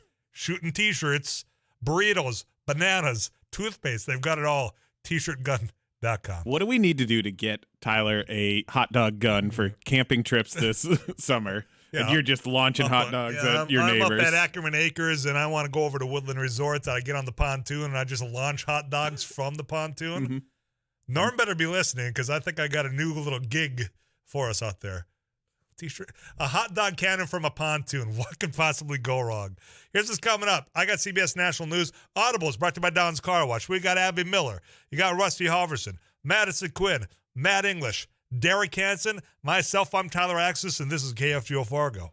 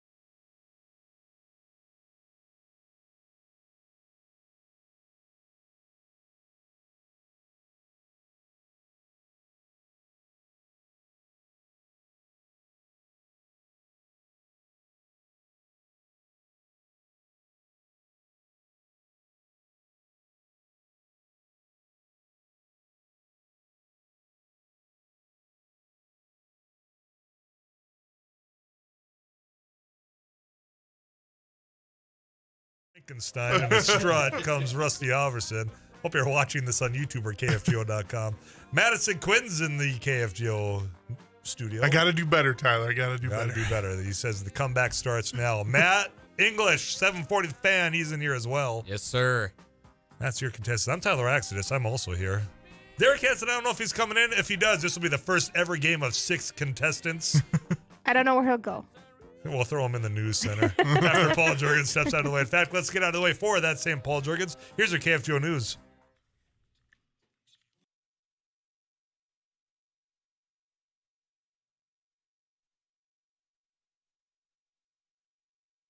KFGO News, Fargo-Moorhead, sunshine 63 degrees. North Dakota's Department of Health is investigating a case of pediatric hepatitis. It was in a child in Grand Forks County who was hospitalized but is now recovering at home. Minnesota is investigating hepatitis cases in children at several hospitals. Hepatitis is a swelling of the liver that can be attributed to different bacterial and viral infections. The virus strain has been linked with hundreds of unexplained hepatitis cases in children around the world. The Cass County Sheriff's Office is working with the National Sheriff's Association on a program to reduce the number of people who end up in jail time and time again. Former Sheriff Paul Laney says he supports Reignite. We can generate behavior change, and if we can break the cycle of criminal behavior, we can break and tear down the revolving doors in and out of jail. Sheriff Jesse Johnner says Reignite would bring in educators, counselors, and the public to create a culture change to help stop the cycle of people who are released from jail only to return. We're just in the concept phase, right, and trying to put everything together. So I'm not sure what that's going to look like yet, but certainly we want to, as we put everything together, explore all kinds of different options. Of course, if we have to, if we're taking people from our facility and taking them other places, that brings on different challenges to our organization, right? We got to have additional staff to do that. We have to look at, what can we do that, and is the community going to stay safe? There are about 9,000 bookings into the jail in Fargo every year. About half of them have been there before. Governor Burgum says state agencies may use their present budgets as a starting point for new 2-year spending plans, and although agency heads should consider inefficiencies, they won't have to identify potential cuts. The governor's guidelines come as the state experiences soaring oil prices and revenue is far exceeding forecasts. Burgum says he intends to include a state employee pay raise in his next 2-year budget recommendation. A lawsuit challenging Minnesota's restrictions on abortions that was set to go to trial next month has been delayed indefinitely. The Minnesota Court of Appeals issued the order. It says the lawsuit, filed by abortion rights supporters, cannot proceed while an appeal over which side has legal standing is pending. The trial was due to begin June 27th. Whatever the U.S. Supreme Court decides on Roe v. Wade, abortion would still remain legal in Minnesota under a 1995 Minnesota Supreme Court ruling. The lawsuit challenges several restrictions that have been in place for years. Fargo-Moorhead overnight, partly cloudy, about 46 for the low. Tomorrow we should be close to 70, partly sunny. Saturday, then low 70s, partly sunny, windy. We'll have a shower and thunderstorm chances in the afternoon and evening. Then mostly cloudy Sunday. Another rain chance, showers, thunderstorms, 69. 63 degrees. Paul Jorgens, News Radio, KFGO.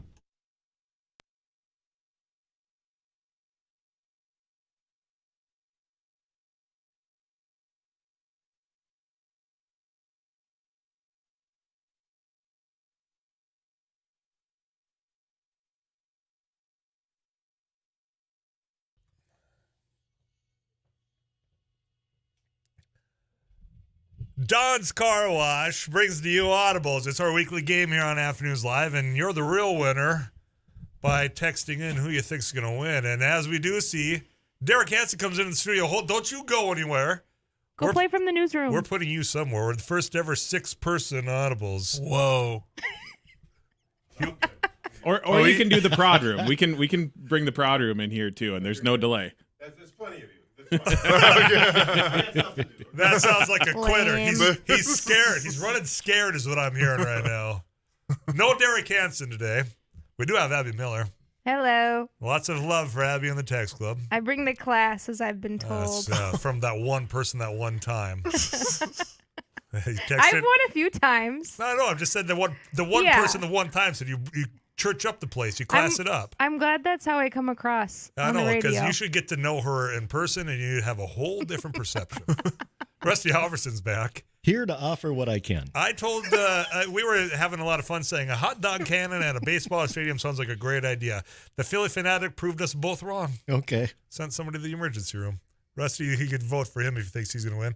Madison Quinn's part of the news team. In fact, if you have not checked out the Honor Flight videos, all that stuff, Madison's doing just great work.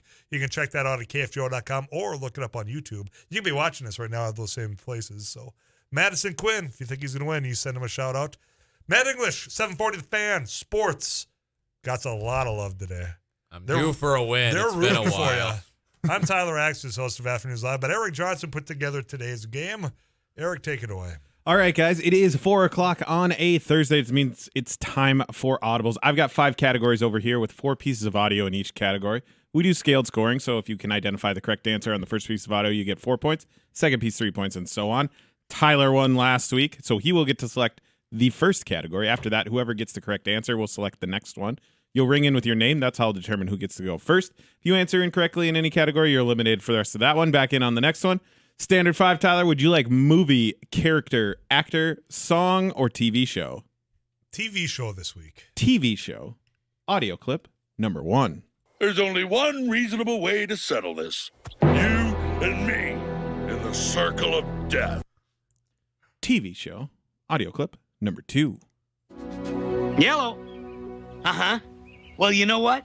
I'm glad you're nervous because that means we're on the right track. Uh-huh. Uh-huh. Uh-huh. All right. TV show. Audio clip number 3. God, I've had to work hard every day of my life. And what do I have to show for it? This briefcase and this haircut. And what do you have to show for your lifetime of sloth and ignorance? What? Everything. Tyler. The Simpsons? That is correct. Oh, my gosh. The what? I heard Homer, just the brief. I heard, Goodman, DeVito. Yeah. Who are the other ones that were in there? That was Hank Azaria doing There were Frank so many Grimes. voices, I was kind of thrown off right away. Eric knows how to do his job. That was a clever television. There was a That was a good little one. hint in the second clue because of how Homer always answers the phone. Yellow. Uh-huh.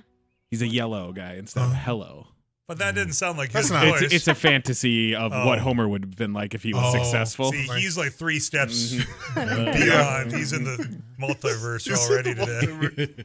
All right, Tyler, out to the early lead with 2 points, but still 4 categories remaining. Would you like movie, character, actor, or song? I like that you all look at me and just eager to see which one I'm going to go with first. Movie. Movie. Audio clip number 1. What's up with that hat? What are you in the Buena Vista Social Club? This is a nice hat. Hey, what member of the Brat Pack are you? You look like one of those guys suspected of killing JFK. Movie. Audio clip number 2. The wife wants me to do certain things that I find inappropriate. Matt. Let me just say that if Bridesmaids. Matt eliminated from the rest of movie. I will replay in its entirety. Movie. Audio clip number 2. the wife wants me to do certain things that I find inappropriate. Let me just say that if God was a city planner... Movie. Audio clip. Number 3. That's my mainland name. My Hawaiian name is Kunu. Oh, cool. Sorry. Tyler. Nah, Tyler. Does Kunu have some Forgetting Sarah Marshall. That is correct. I almost went with so Sydney. many familiar That sounds funny. voices. Yeah. Oh, you haven't seen? I don't. It is think worth so. a watch. It's worth a watch. Huh. Is that with the guy from How I Met Your Mother? It is. Jason Yeah. Segel. That's his That's name. right. Kristen Is it Bell. Segel? Mila Kunis. Okay, yeah. What did you think it was? Russell Brand. That was just another Oh, yeah. Seagal. Seagal.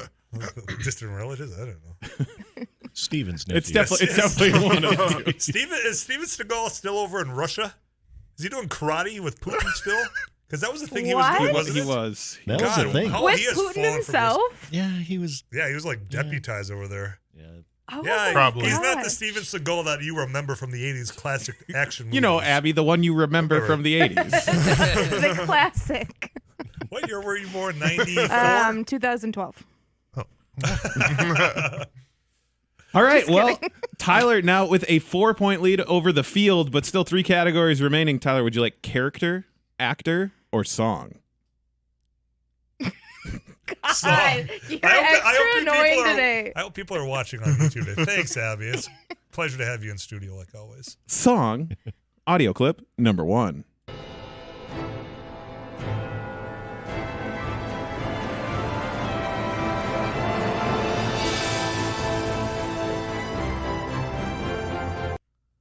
Song, audio clip number 2. 'Cause you're a criminal as long as you're mine. I wanna love.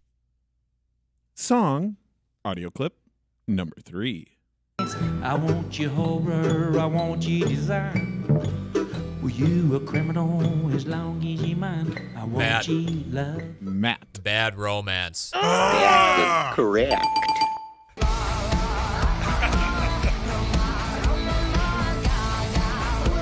Huh. I I thought was I had a thinking chance because Poker Eric Face. stayed away from the heavy metal right away.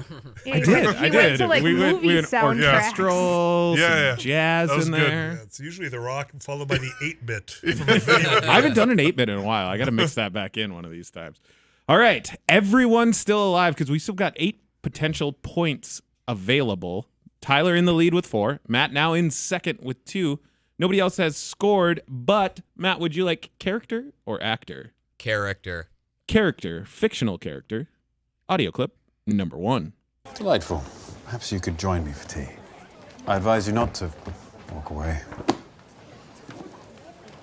And yet, you walk away anyway. Character. Audio clip number 2. No, put that away.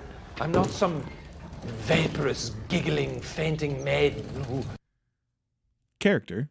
Audio clip number 3. And assuming a British point of origin, which would be logical considering the original source of the information, and Abby? assuming from the increased pressure on you lately. Sherlock Holmes. That is correct. Good one, Abby.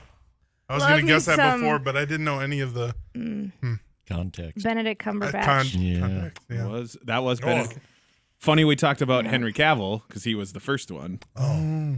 He was. And then it was Will Ferrell, right? And then Will Ferrell. That movie was. I couldn't Horrible even make attempt. it through that one. Yeah, that's a rough with Will one. Ferrell. Is that the movie? Because the movie I couldn't make it through was Anchorman 2.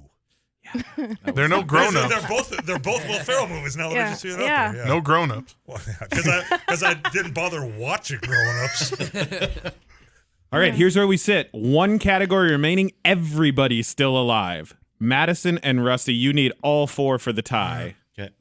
Matt and Abby, Okay. you need 2 points to tie Tyler, 3 points for a clean win. Tyler, answer at any point, and you're this week's winner for a audible streak.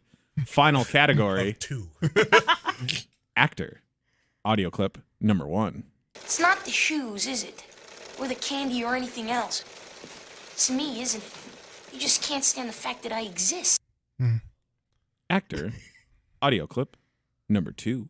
Peace Corps types only stay Abby. around long enough Abby. to realize they're not. Leonardo DiCaprio. That is correct.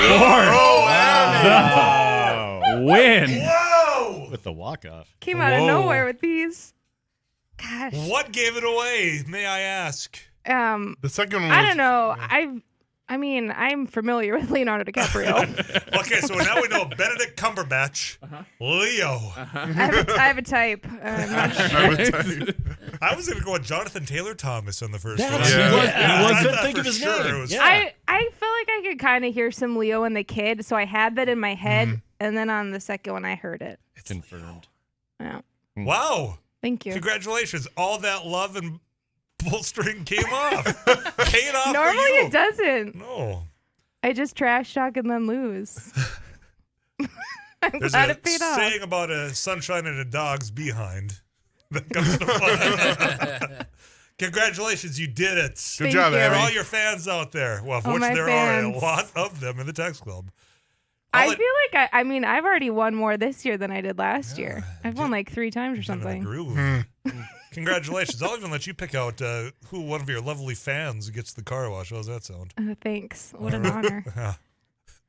I hope it's you, for listener. their sake, I hope you have a little bit more enthusiasm when you I come hope text them it's back. that specific listener that wants a car wash. That says you bring class to this place. Yeah, I wonder who that was. I don't know. Probably not listening anymore. Rusty Halverson, you were so close. You're going to be at Don's tomorrow, aren't you? 32nd Avenue. You can get the car wash today, and then you can come get it free down at Don's and say hello. I'm gonna have a can koozie waiting for you. You stop on down. Oh, Yeah. yeah. Okay, I got it. I get it. You're not coming to Don's. Madison, thanks for playing, man. Disappointing performance. I'll have to just go to Doctor Strange tonight and cheer myself up. Get a good night of sleep.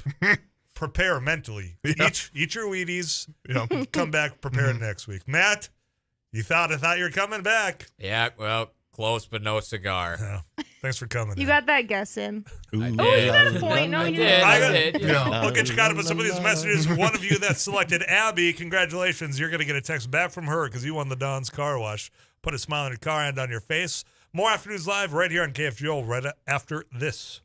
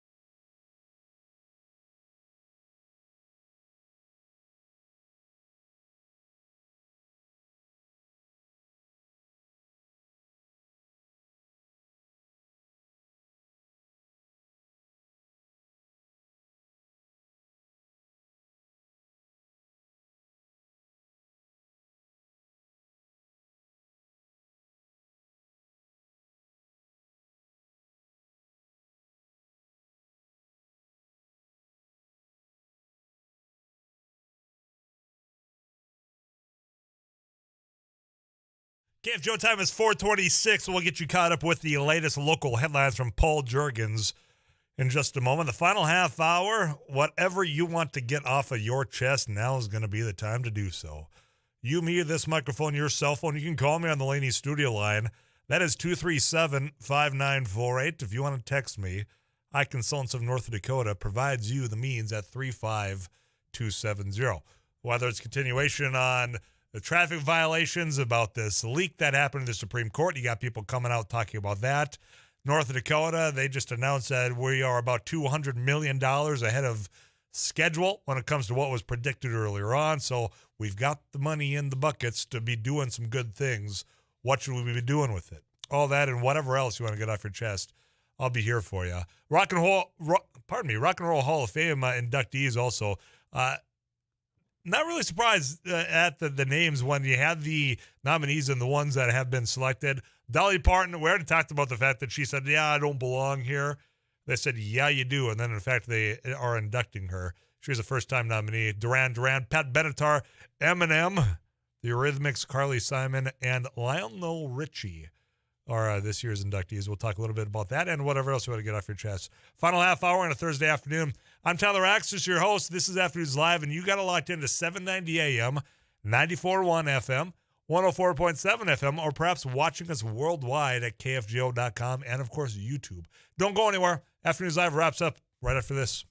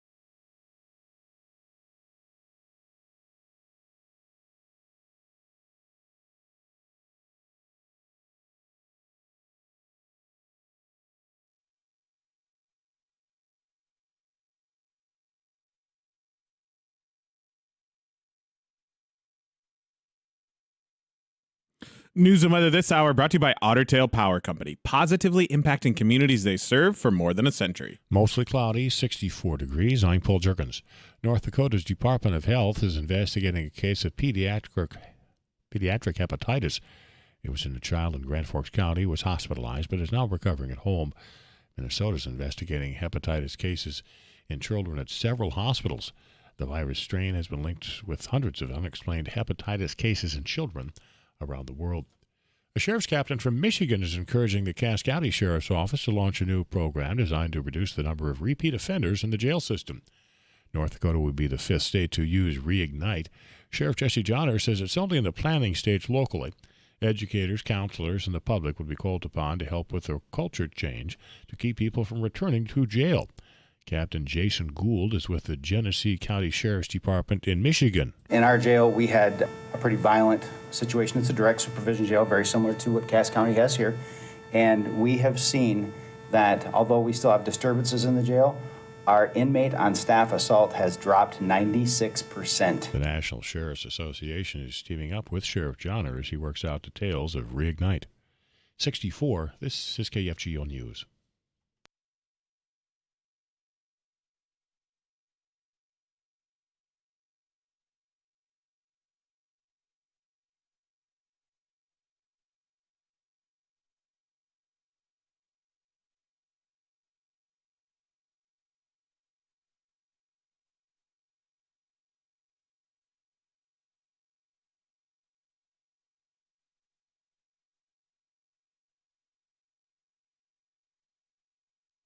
'64. This is KFGO News. A Grand Forks businessman has been named the managing director of Recovery Reinvented. In announcing the selection of Jonathan Holt, North Dakota First Lady Catherine Burgum says his leadership will enable the program to evolve and thrive. Recovery Reinvented is designed to end the shame and stigma surrounding addiction in North Dakota. Holt serves as the community and client development manager for JLG Architects and is co-owner of Toasted Frog Restaurants and Urban Stampede Coffee. Fargo police, along with the help of Canine Uno, caught a burglary suspect in the VFW on Broadway. Officers responded after an employee said a man was spotted on security cameras inside the building after closing early Wednesday. Police found an unsecured door. The owner confirmed no one should be in the building.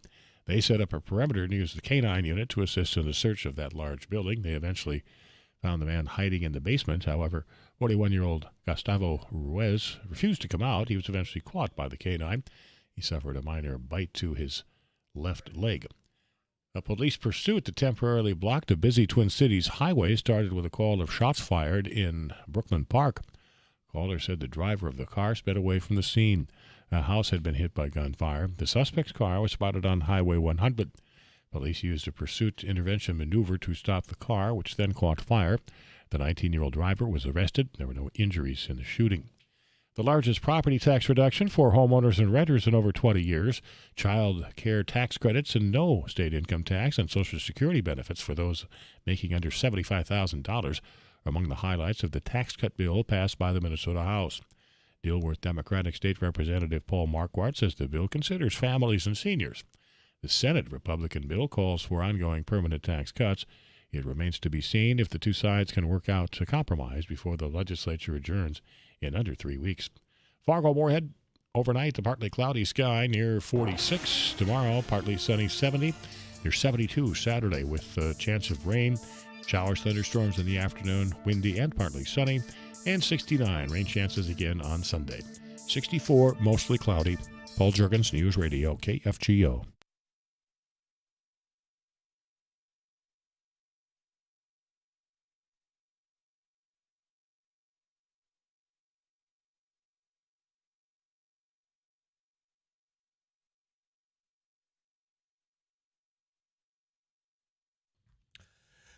Oh, congratulations, Emily. You won the car wash because you chose Abby, and she, in fact, won this week's Audibles. We'll do it all over again next Thursday. For those of you that are going to be in this area, speaking of Don's Car Wash, 52nd Avenue, I'm going to be hanging out there tomorrow. Stop by, get your car wash, say hello, perhaps get an afternoon's live can koozie. I'll be hanging out there from 2 to 5 and having a fun time as we did last time. Maybe a little bit more ideal condition for getting your car washed tomorrow compared to last Friday that I was there. We'll find out and we'll talk about that tomorrow. Here's what's coming up. CBS National News headlines get you all the latest you need to know there.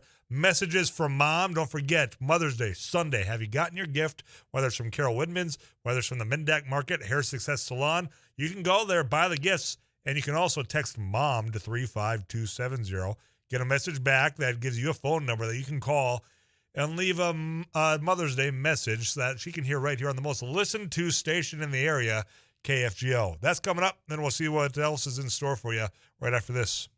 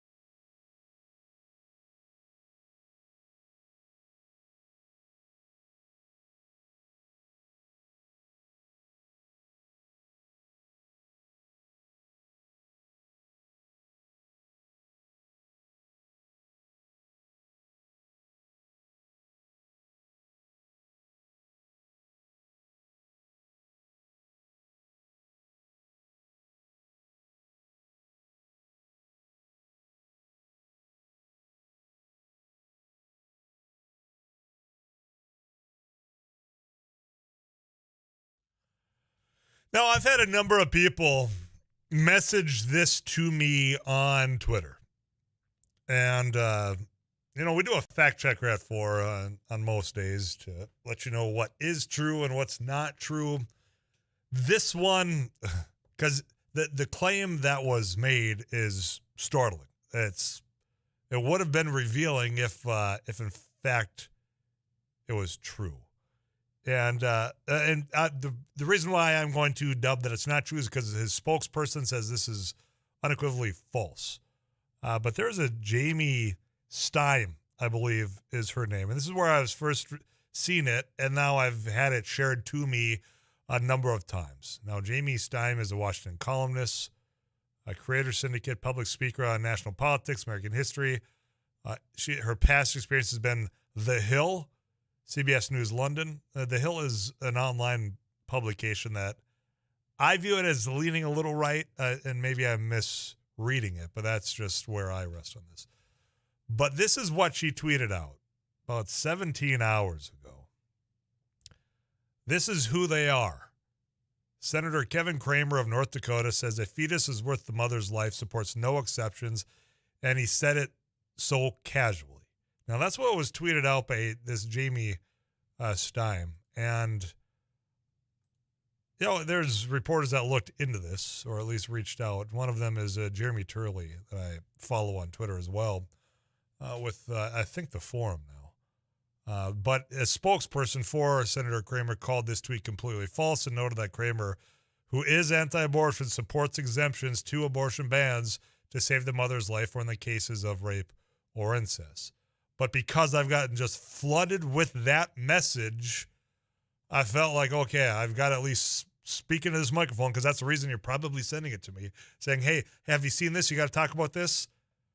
I have no reason to doubt that the spokeswoman from Senator Cramer's office is telling the truth, that it's completely false.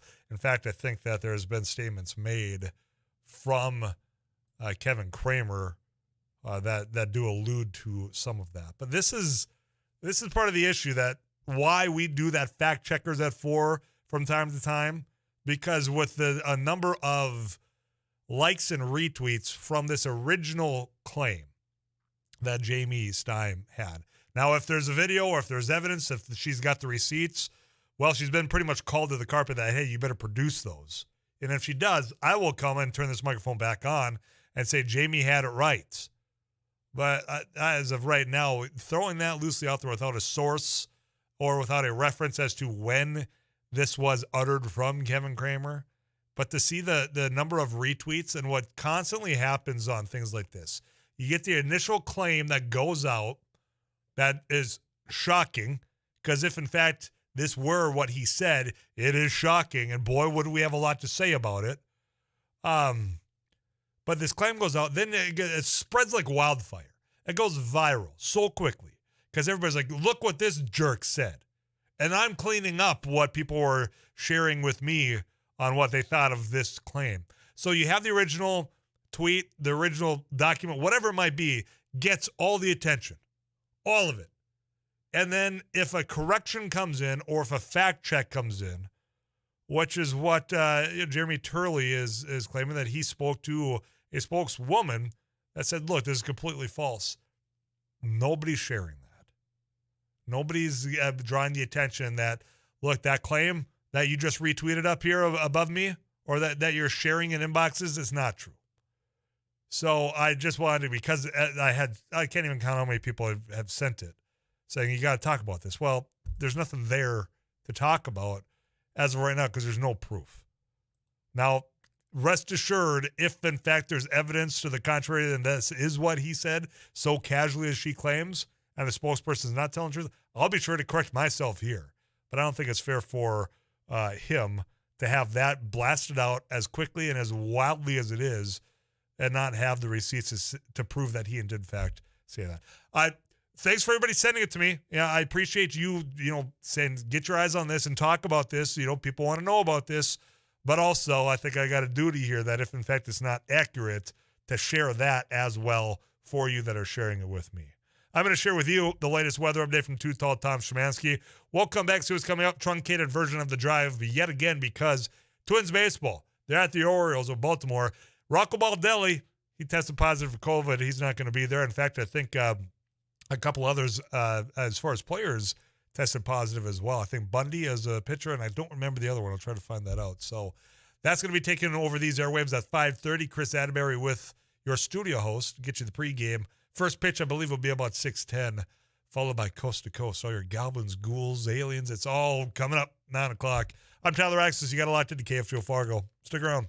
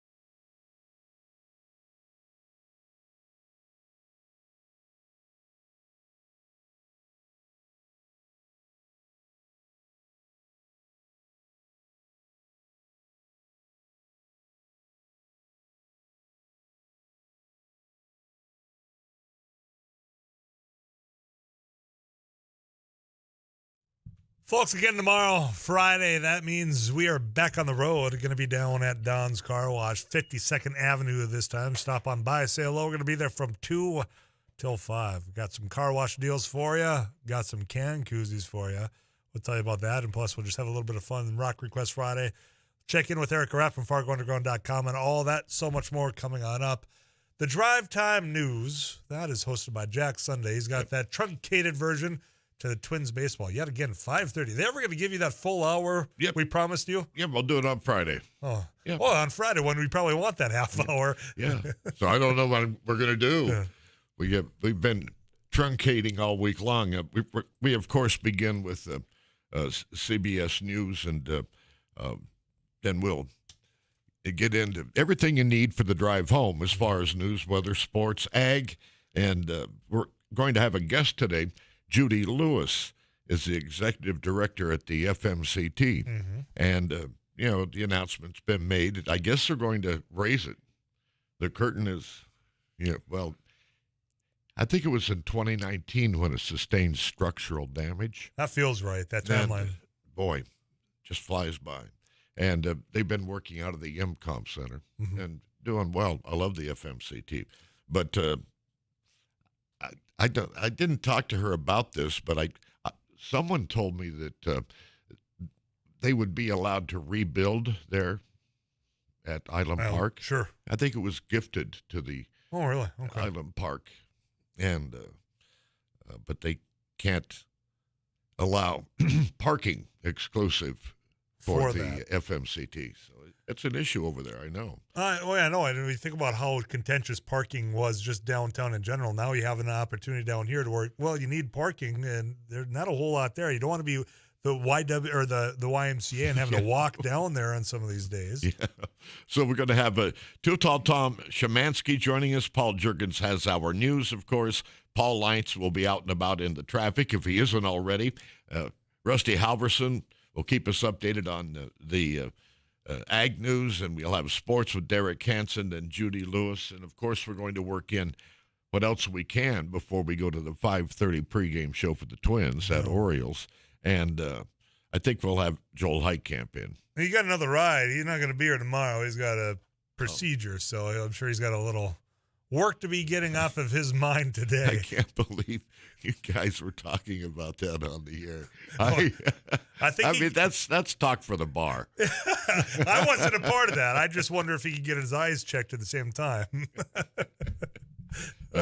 So drive time news coming up, and then Twins baseball. Yes, you're on your home for Twins baseball. That is KFGO. Jackson has got all you need to know in about 6 minutes time, 5 minutes. Check that. Be 5 o'clock punch out, then get you where you're going safely.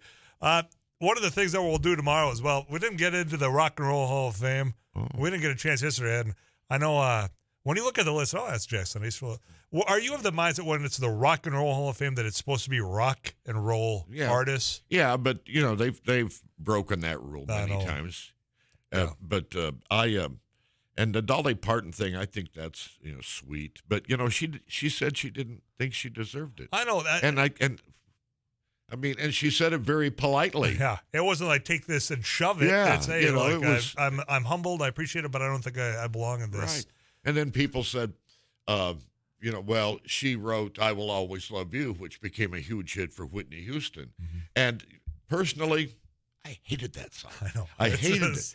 And I still do. And I know it gives people goosebumps, and please forgive me. But I was a DJ when that song was a hit. And I had to play it. Over. And not only over and over and over, but it disrupted all of the flow that was going on because you had to play it. I'm glad I asked you before I let you get out of here. So he's at the mindset that I typically am too, of rock and roll artists. I mean, if we want to be the Music Hall of Fame, then it'll be the Music Hall of Fame. Right, I agree. Yeah. But they've broken that rule. I know. I just had to get that off my chest, and I'm certainly glad you got it off yours as well. Jack Sunday's got the drive coming on up. That's 5 to 5:30 Twins baseball beginning on these airwaves right at that. Chris Atterbury. Folks, again, tomorrow, you're welcome to join us down at 52nd Avenue. The Downs Car Wash will be hanging out there, telling you about all their great summer deals. It's upon us. It's car washing season. He'll tell you how you can get a great deal. That's it for me today, though. I'm Tyler Axis, your host here on Afternoons Live.